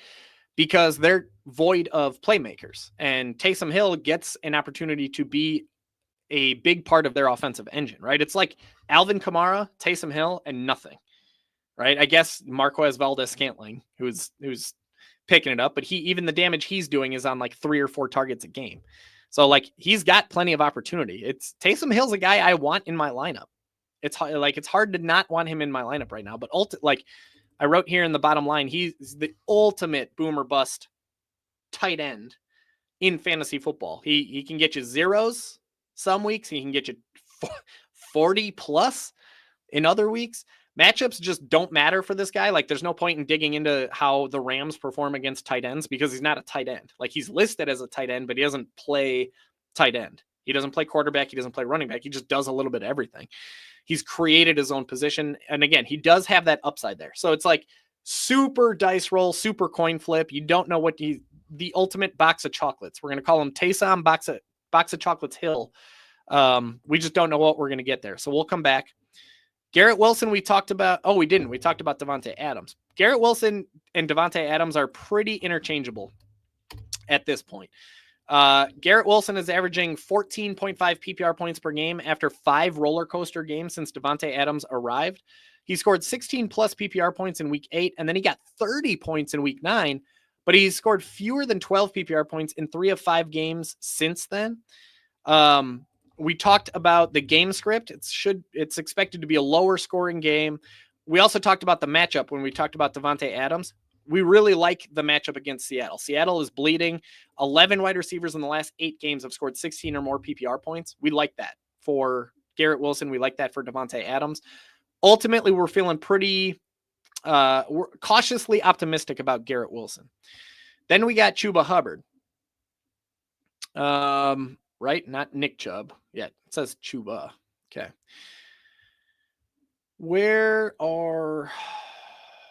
Oh yeah, we just talked about this with Rashad White. Buccaneers, Panthers, game 12. Okay, hold on. I haven't had enough beer yet. Hang on. All right. Ooh, it's getting warm. We got to get going on this beer. Chuba Hubbard, approaching him as a moderate risk, moderate reward RB2 in this great matchup, but intimidating game script. So the Panthers are 5.5 point, and that may have changed. Yeah, 6.5 point now. 6.5 point home underdog. So like we were talking about earlier with Tony Pollard, that's a big red flag for me when it comes to whether or not I want to put a running back in my fantasy football lineup, because there's that possibility that the Buccaneers just smash Carolina right away. And then all of a sudden Bryce Young has to throw the ball 40, 50 times. And hopefully some of those targets go to Chuba Hubbard. You see it in the NFL. It's a thing. Like game script matters. It's a very real thing that teams have to abandon the run, assuming they care enough to try and keep the game close. That is a red flag for Chuba Hubbard. Sorry, Derek, if you're still watching. Derek is a big Chuba Hubbard stan, and credit to him. He nailed it. Colin Chuba Hubbard. He's averaging, I thought this was noteworthy when I put this in the heat map this week. In 5 full games with Andy Dalton at quarterback, Chuba Hubbard averaged 19.2 PPR points per game. Dude was a legitimate RB1 in 5 games with Andy Dalton. But in 6 games with Bryce Young, he's averaging 13.9 PPR points per game over 6 games. Now, that said, it's been a little bit different. It's been more optimistic since Bryce Young reclaimed the QB1 job. Chuba Hubbard scored 21.2 points in week 9, 26.9 points in week 10, but he scored fewer than 13 PPR points in the other 4 games that he's played with Bryce Young, including week 11, week 12, and then like going way back to like week 1, week 2. Still, he scored 13 or more PPR points in each of the last 3 games, including 21 plus in 2 of the last 3 games, 17 plus touches in each of the last 9 games, regardless of quarterback. So he's clearly the focal point of the Carolina Panthers offense. He averaged 16 point in his career against Tampa Bay. He's averaging 16.8 PPR points per game on 25 touches per game in 2 games against the Bucs last year. He scored 22.4 PPR points on 25 touches in week 13 last year, followed by just 11.2 points on 25 touches in week 18. Now this year, the Buccaneers against running backs, good matchup for running backs. They're allowing the 7th most PPR points per game, including the 14th most scrimmage yards, 15th most touchdowns. They are a subpar matchup on the ground. They're holding running backs to the 13th fewest touches, 12th fewest rushing yards, and 10th fewest rushing touchdowns. Now those numbers are subpar, suboptimal, but they're not devastating. They're not like intimidating. It's not like they're this shutdown force. Mouth-watering matchup through the air for running backs. The Buccaneers are allowing the most running back catches, 2nd most running back receiving yards, and 3rd most running back receiving touchdowns. 8 running backs in 11 games have scored 16 or more PPR points against the Bucs. That includes 2 that scored more than 23. But if you remove all of the statistics, then just 2 running backs in 11 games have been able to reach 11 points against the Bucs. Okay, take away rushing stats and running back struggle against, take away receiving stats and running back struggle against Tampa Bay in fantasy football. 5 running backs in the last 6 games have scored 16 or more PPR points against the Bucs, including 2 that scored more than 23. Okay, you can see the list of names here that did well, did not do well. It's one of those things where we feel optimistic about the matchup. We don't love the game script. The game script is very, very concerning, just like it was for Tony Pollard. And then you got Mr. Tank Dell. Now, Tank Dell, man, it's one of those things where you keep waiting for that blow-up week, and you're just keep waiting, and it doesn't seem to happen. So, Tank Dell, he's a high-end wide receiver 4/flex. There is massive, massive upside in this game. He shredded this matchup twice last year, and he's going to pop at some point, theoretically. Now, the Texans have a solid implied point total, 24 points. That's tied for the 11th most among all 32 teams. You want exposure to this offense just in general, okay? Now, this year, it hasn't been pretty. Tank Dell's averaging a very disappointing 8.2 PPR points per game over 4 full games where Nico Collins played at least 44 offensive snaps this year. He scored fewer than 12 points in all 4 of those games. And he's averaging just 9.9 PPR points and 6.2 targets per game on the 11-game season, despite playing part of that season as the Texans wide receiver 1 or wide receiver 2. It just hasn't hit. It hasn't clicked for Tank Dell this year. Now, he killed the Jaguars last year. He entered this season averaging 21.35 PPR points and 7.5 targets per game after 2 games against the Jaguars with CJ Stroud at quarterback. He scored 25.5 on 7 targets in week 3 last year, followed by 17.2 points on 8 targets in week 12. Can he do it again? Possibly, because look at the matchup. Blue dot for a reason. The Jaguars are terrible against wide receivers. They're giving up the 3rd most PPR points per game to enemy wide receivers. That includes the 5th most catches, 4th most yards, 6th most touchdowns. They're getting smashed by wide receivers. 11 wide receivers in 11 games have scored 15 or more PPR points against Jacksonville. That includes 6. So 6 wide receivers in 11 games scored more than 21 points, with 2 different performances over 33. They're getting killed by wide receivers. Now, who's the most likely to smash? That's Nico Collins. But does Tank Dell have that upside? Absolutely, even if it hasn't happened yet.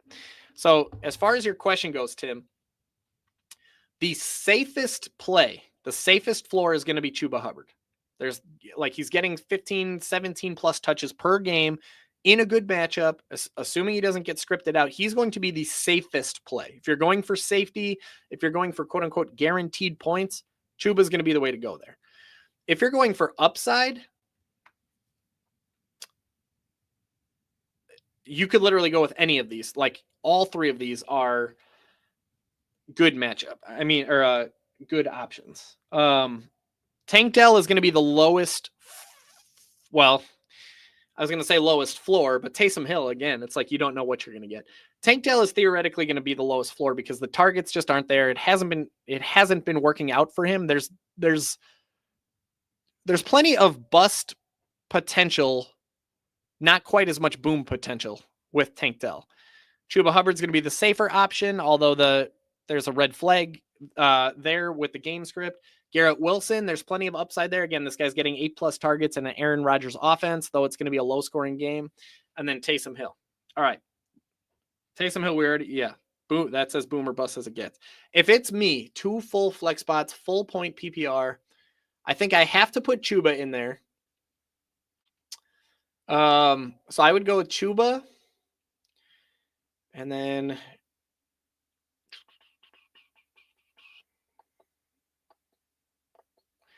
if you're trying to swing for the fences, if you're trying to hit a grand slam here, Tim, I gotta say, I think Taysom Hill is the like, hey, we need a home run. We can accept a possible 0 if it means we're taking a swing at 20+ points.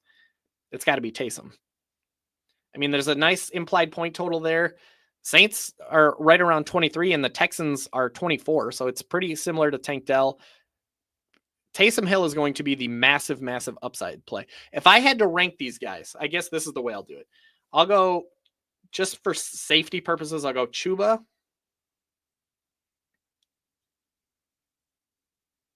Woo! This one is tough. Again, this is one where I would absolutely drop this in the start sit channel on the Discord server. Let me think. I got to think.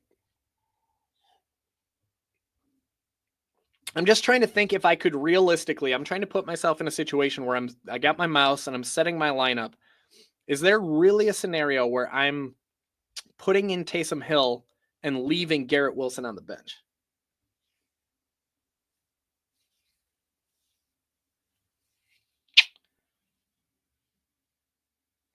No, I can't say.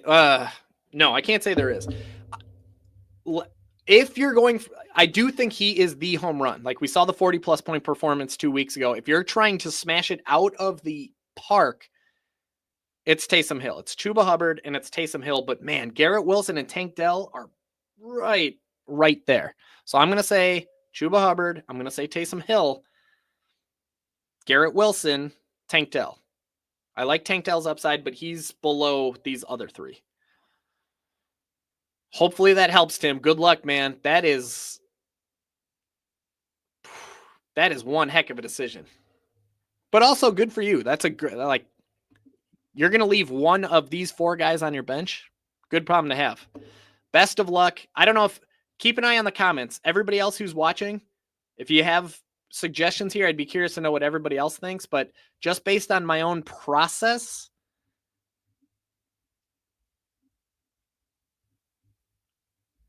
I think you gotta go.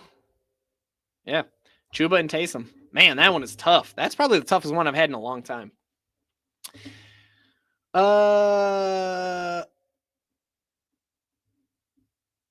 Let's see. What do we got next? Mioville says Taysom or Jennings full PPR. So yeah, obviously we like Taysom this week, which we just talked about. Now Jennings, again, we talked a little bit about the 49ers in general, right? The 19-point implied total is not attractive. The weather is not attractive in Buffalo. Juwan Jennings, where are you, guy? Here you are. Juwan Jennings, he's doing well, but if Brandon Allen is the quarterback, which it sounds like he won't be, then Jennings is a wide receiver 4/flex with a low implied total.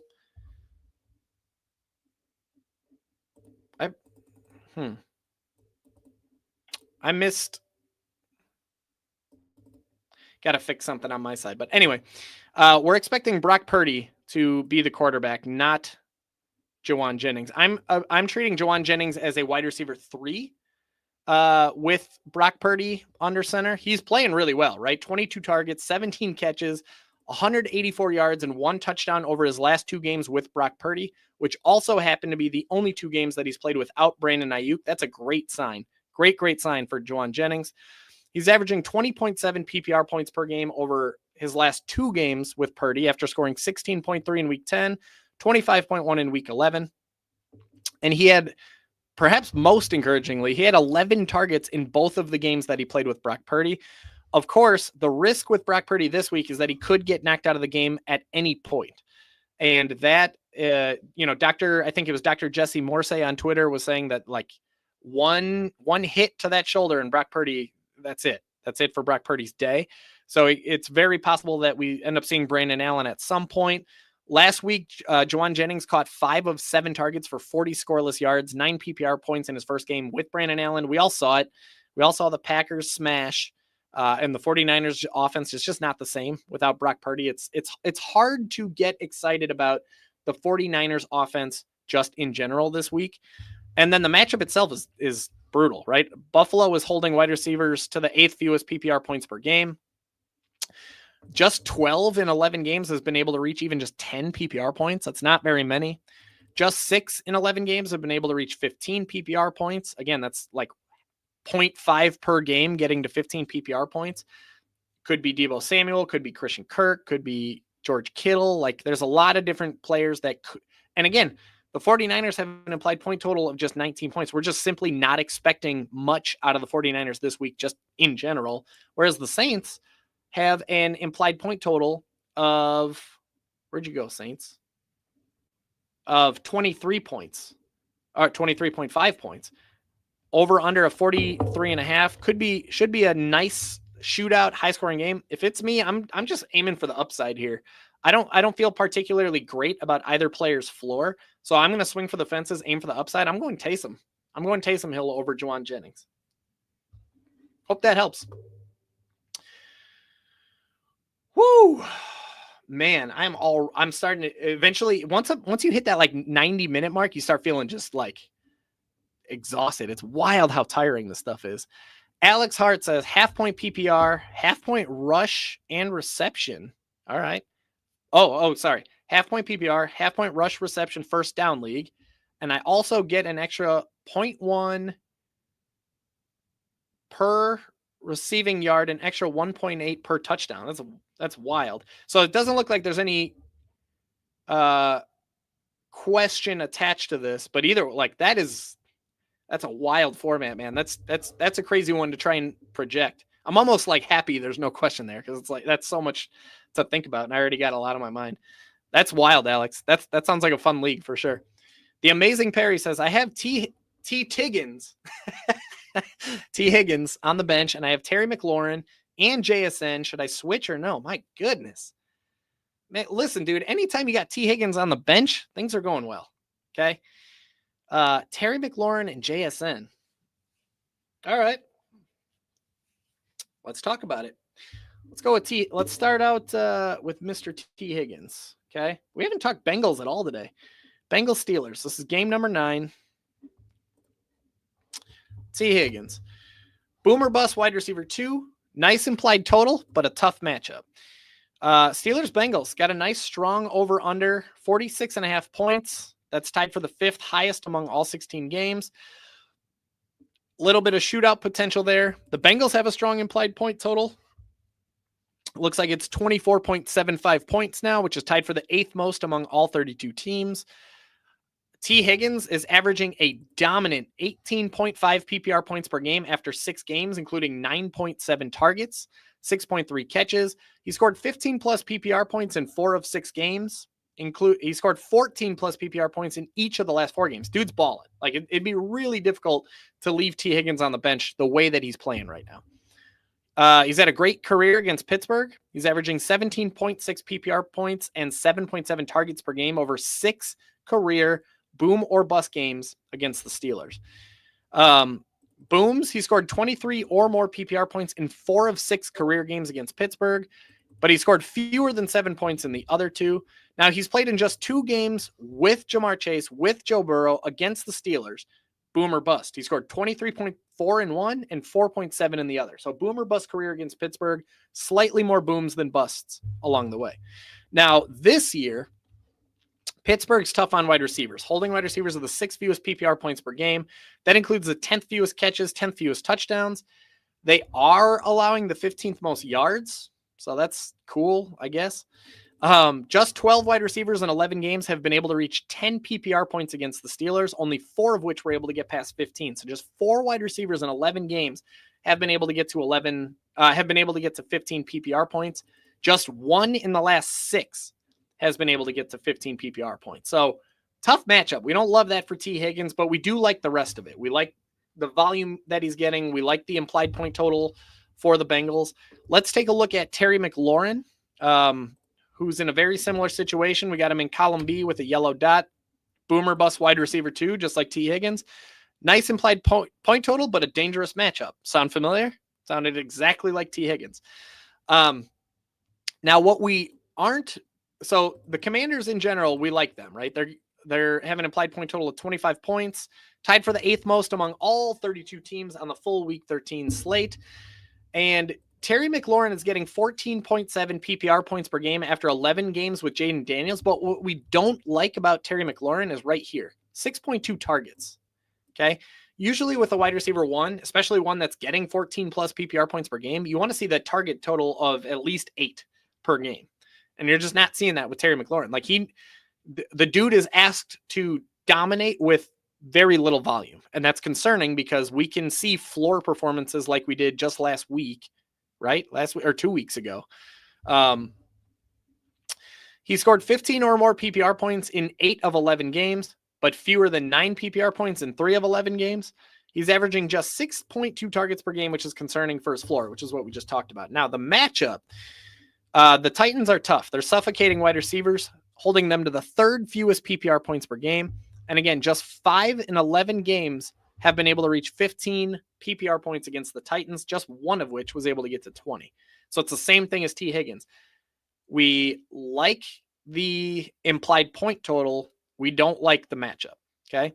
Then we got JSN, and this is going to, I think we got a little bit of a three-peat here, don't we?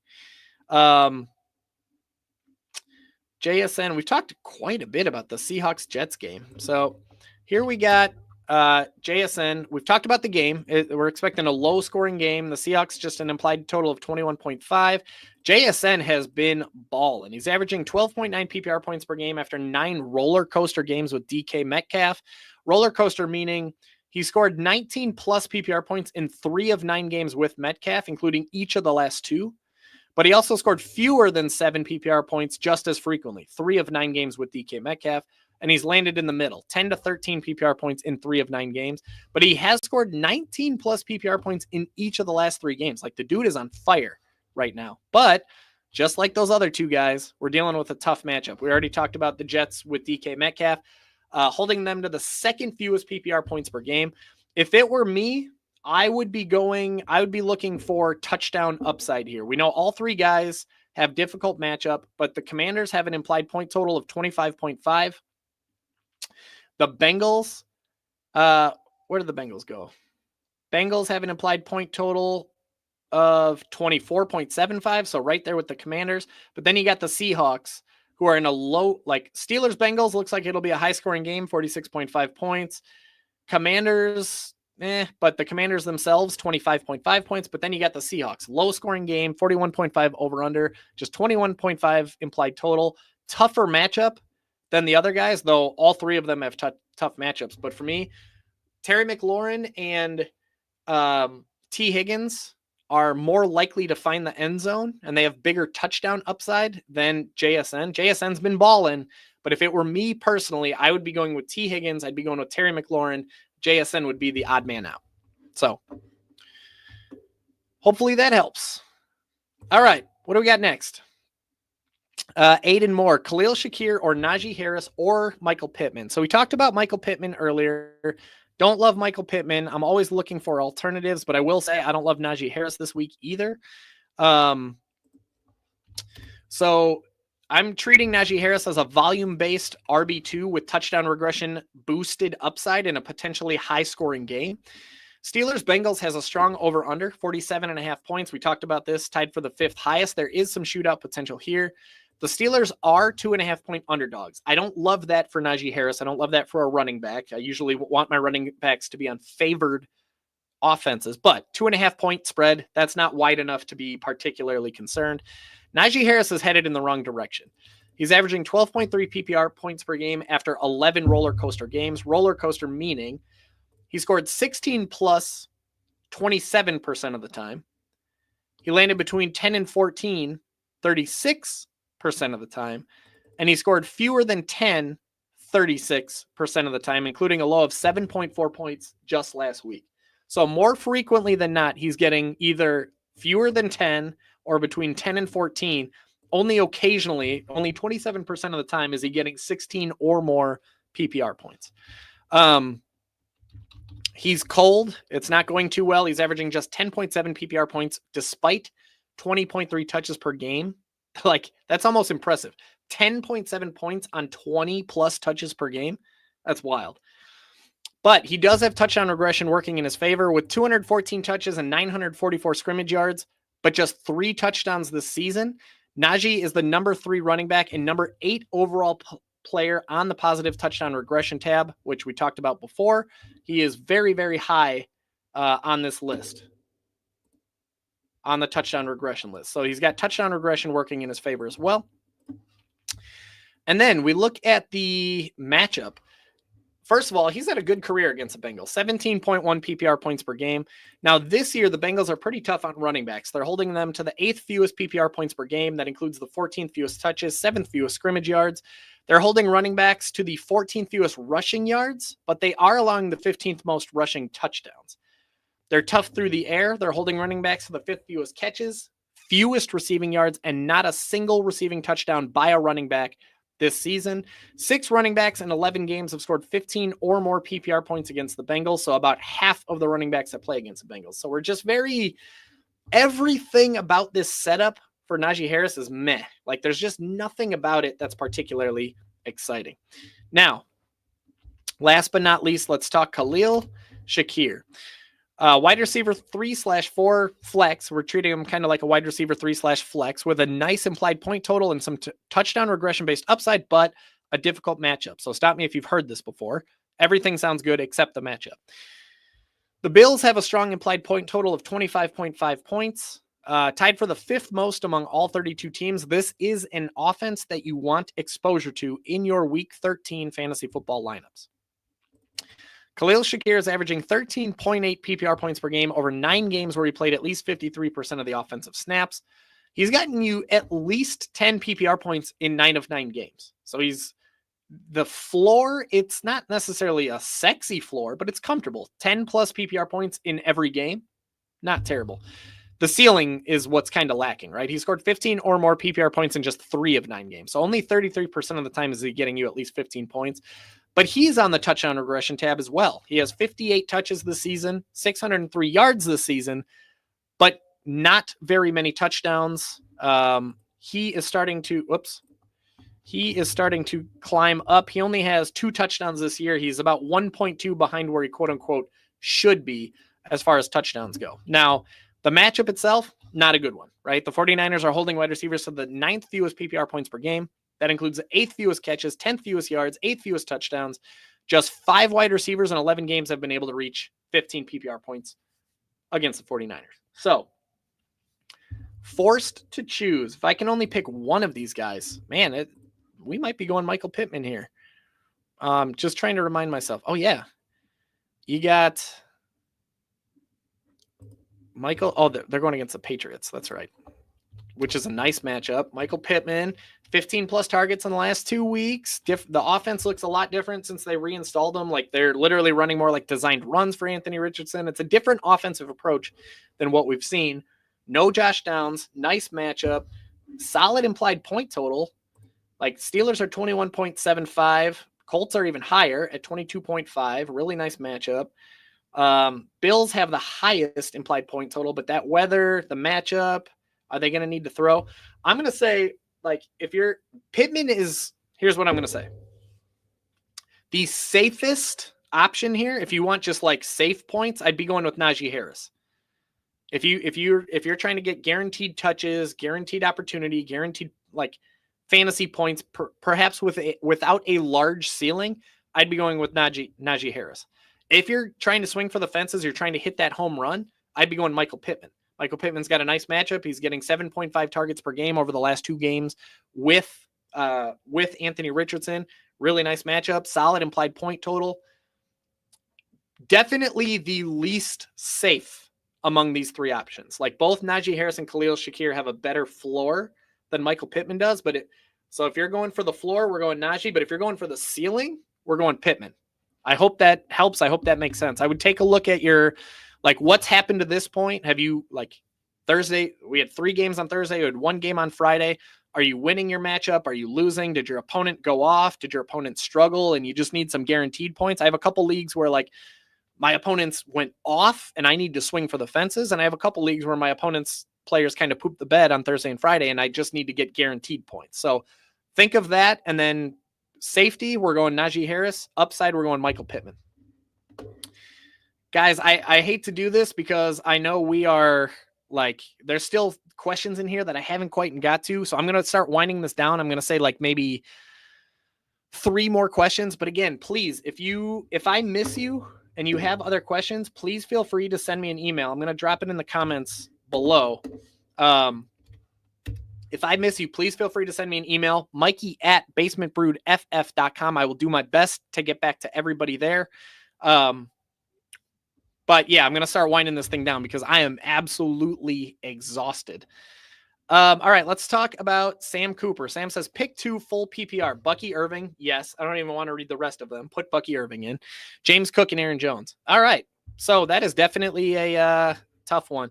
We talked about Rachaad White earlier, so I won't spend too much time on Bucky Irving, but we love Bucky Irving because we love the matchup against the Carolina Panthers. We love the game script. Bucky Irving himself is balling, and he's on fire over the last 6 games, averaging 17 PPR points and 14.7 touches per game. So he's getting dang near 15 touches per game. He has 15 plus PPR points in each of the last 5. I want Bucky Irving. I want Rachaad White in my lineup. It's going to be really hard for me to pick other guys over those players. Now, that said, we got some pretty dang good options here. Let's start with Aaron Jones. Great week last week. He by the way was on the touchdown regression. He was high on the touchdown regression cheat sheet. Cashed in, scored a touchdown. He's a rock solid RB2 play with a high implied point total and positive touchdown regression still working in his favor, even if the matchup is stiffening. Giggity. He's averaging 15.8 PPR points per game after 10 full games in disgusting purple and yellow. Nauseating seeing him in that uniform, but he's doing well in that uniform. He scored 17 plus PPR points in 5 of 10 games, including 3 games over 25. But he also scored fewer than 13 points in the other 5 of 10 games, including a low of 5.3. But as far as floor goes, the dude got you 11 or more PPR points in 9 of 10 games. So 90% of the time he's getting you at least 11 PPR points. That's not bad. That's an okay ceiling. That's RB3/flex at worst 90% of the time. Okay. The Vikings have a solid implied point total of 24 points. That's tied for the 12th most. The Vikings are 3.5 point home favorites, so we're expecting positive game script. Like Aaron Jones' rushing volume isn't at risk in any foreseeable way. He's still a touchdown regression candidate. He has 211 touchdowns, 1,083 scrimmage yards, but just 4 touchdowns this season. He remains high on the positive touchdown regression tab. He's currently the number 2 running back on that tab and the number 6 overall player on that list. There's a good chance that Aaron Jones finds the touchdown, finds the end zone this year. In fact, every week for myself, I write down lists of potential anytime touchdown bets, and Aaron Jones is pretty high on that list of running backs I intend to consider for that this week. Now, the Cardinals, they're allowing the 11th most PPR points per game to enemy running backs. They're mediocre on the ground. They're allowing the 11th most rushing yards, but they're holding running backs to the 14th fewest rushing touchdowns. That's not good. That's not bad. It's very mediocre. They are vulnerable through the air. They're allowing the 10th most catches, 7th most receiving yards, and 11th most receiving touchdowns. 7 running backs in 11 games have scored 15 or more PPR points against the Cardinals, including 4 that scored more than 20. That said, just 2 running backs in the last 7 games have been able to reach 15 PPR points against the Cardinals. Okay, so the matchup is getting a little bit more difficult. It's been stiffening a little bit, giggity. But ultimately, it's a solid matchup for Aaron Jones. It's not one that I'm scared of. Let's just say that. Last but not least, you got James Cook. And looky here, blue dot, James Cook.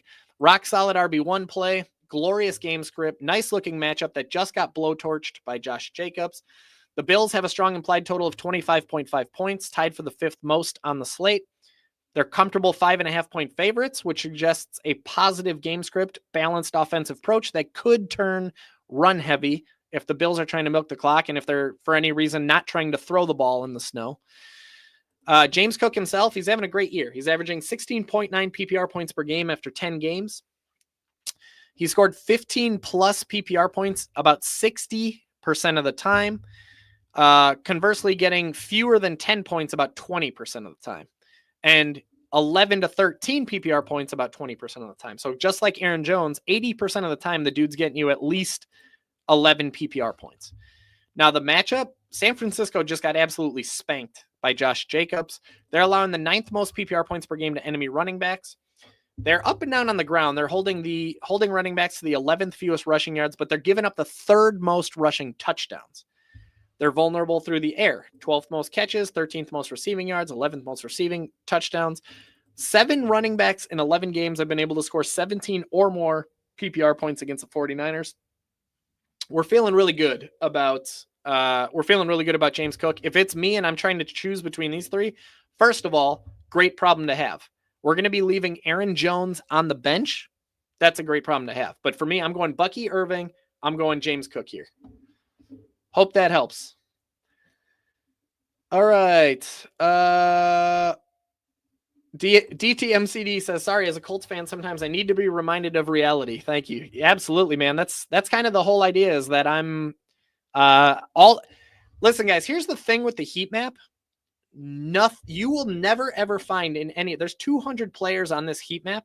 You will never ever find an entry that says something like, I think you should do this, or in my gut, or like, none of this is gut feel. Every single thing that's in the heat map is stats, facts, math, data. Okay. Everything that's in here is statistics. It's not my gut. Okay. Whatever this, go away. All games streaming on NFLTVs.com. Go away. Okay. Just go away. Jordan's here. Mikey, I'm here. Jordan, JP, wait, I'm glad you popped in here. Lad McConkey or Zay Flowers? I'll tell you what, JP, I'll send you a text message after this. Just shoot me a text to remind me. For the sake of time, I want to make sure I keep moving, but definitely send me a text and we'll get through that one. Damian Dillard, that's awesome. I love that. Taysom or Tony Pollard at flex? I feel like the Titans love Spears too much. 9-3 and playoffs clinch, so I'm just a chill guy.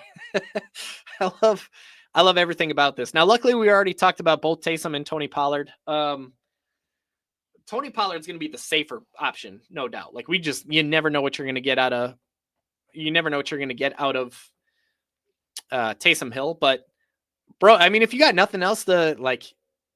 Well, so here's the thing. Do you have an opportunity to improve your standing? Like, can you try and clinch the number 1 seed and you need just guaranteed points? You're just trying to score as many points as you can, swinging for the fences, aiming for upside. Like, obviously the home run play here is Taysom Hill, but if you're just looking for safe points, go with Pollard. I think that's the answer. If you're looking for safe points, Pollard. If you're trying to hit a home run, Taysom Hill. Hope that helps. Dude, this has got to be the most annoying thing ever. Like, how do I... Is there a way to just... Oh, put user in timeout. Ban user and delete their comments. Bye, Felicia. I don't know how to... I don't know if this is working. Ugh. None of this works. It's saying an error occurred. Anyway, whatever. All right, let's do one or two more. And like I said, guys, if you have any... If I miss you, because I do have to hop off here, but if I miss you, send me an email, and I will do my best to get back to you there in writing. All right, here we go. Dan wants to know, good morning. Good morning, Dan. Thanks for hopping in here. Half PPR scoring. Okay, so we're aiming for touchdowns. Choose one at flex. Demario Douglas, Nick Westbrook, Akine, or MVS. Oh, man. I think if it's half... Oh.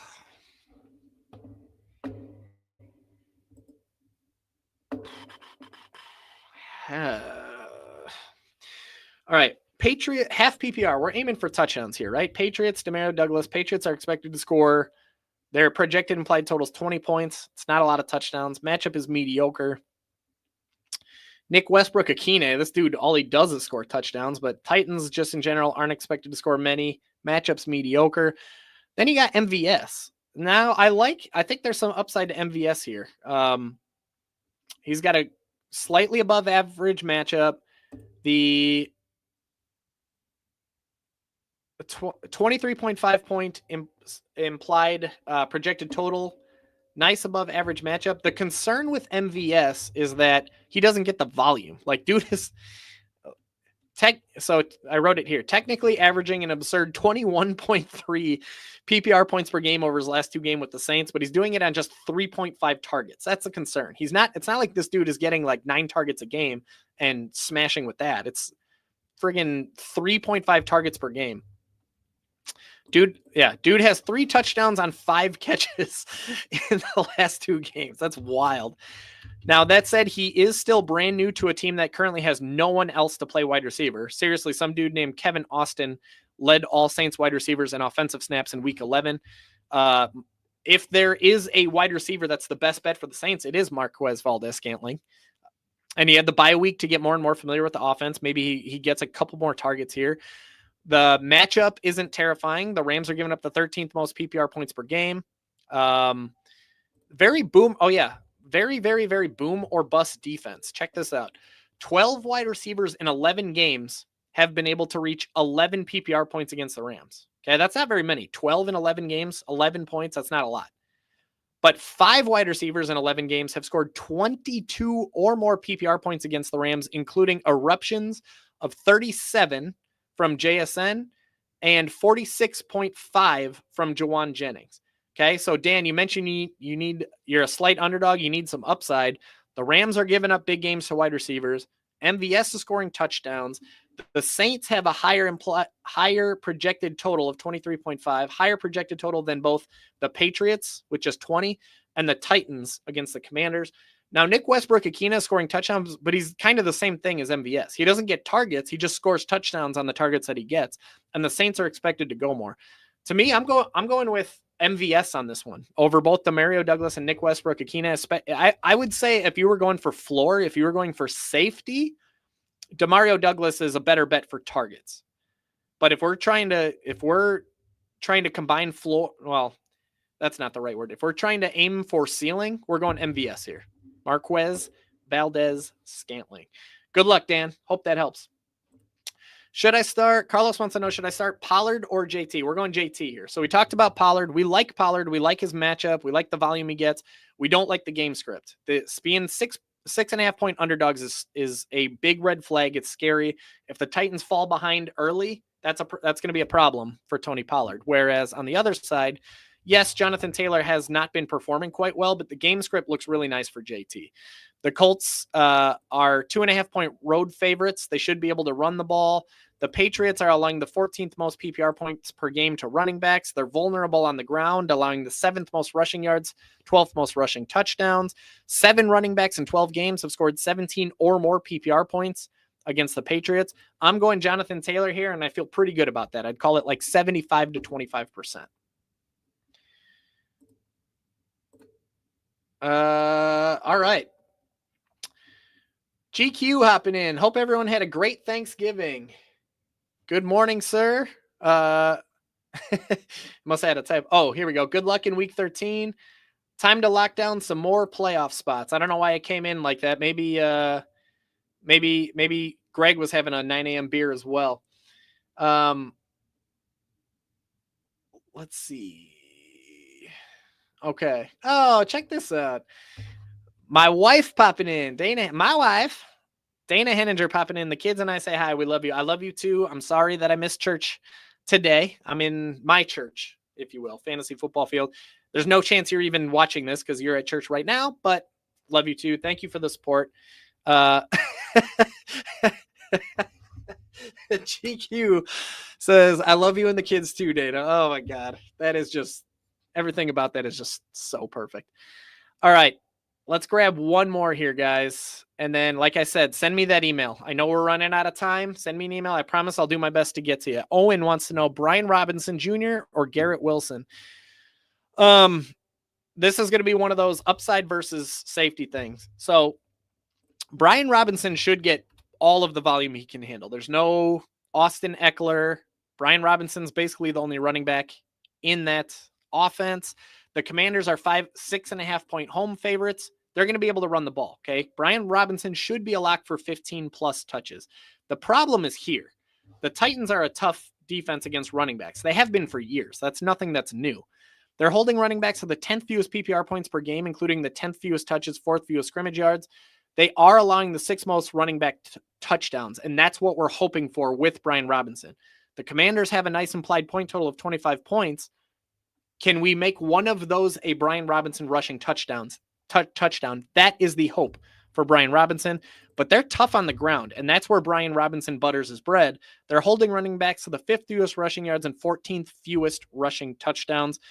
Just 5 running backs in 11 games have scored 16 or more PPR points against the Titans. It just doesn't happen all that frequently. But again, the volume should be there. He should be a lock for 15 plus touches. Garrett Wilson, on the other hand, like the floor is definitely not as safe as Brian Robinson's. There's no guarantee he's going to get the same type of yardage or the same type of touches, but the ceiling is there. We've talked about the Seahawks defense bleeding. I would say, Owen, if you need just steady points, go Brian Robinson. And there is upside there, right? We just talked about the Titans allowing touchdowns to running backs.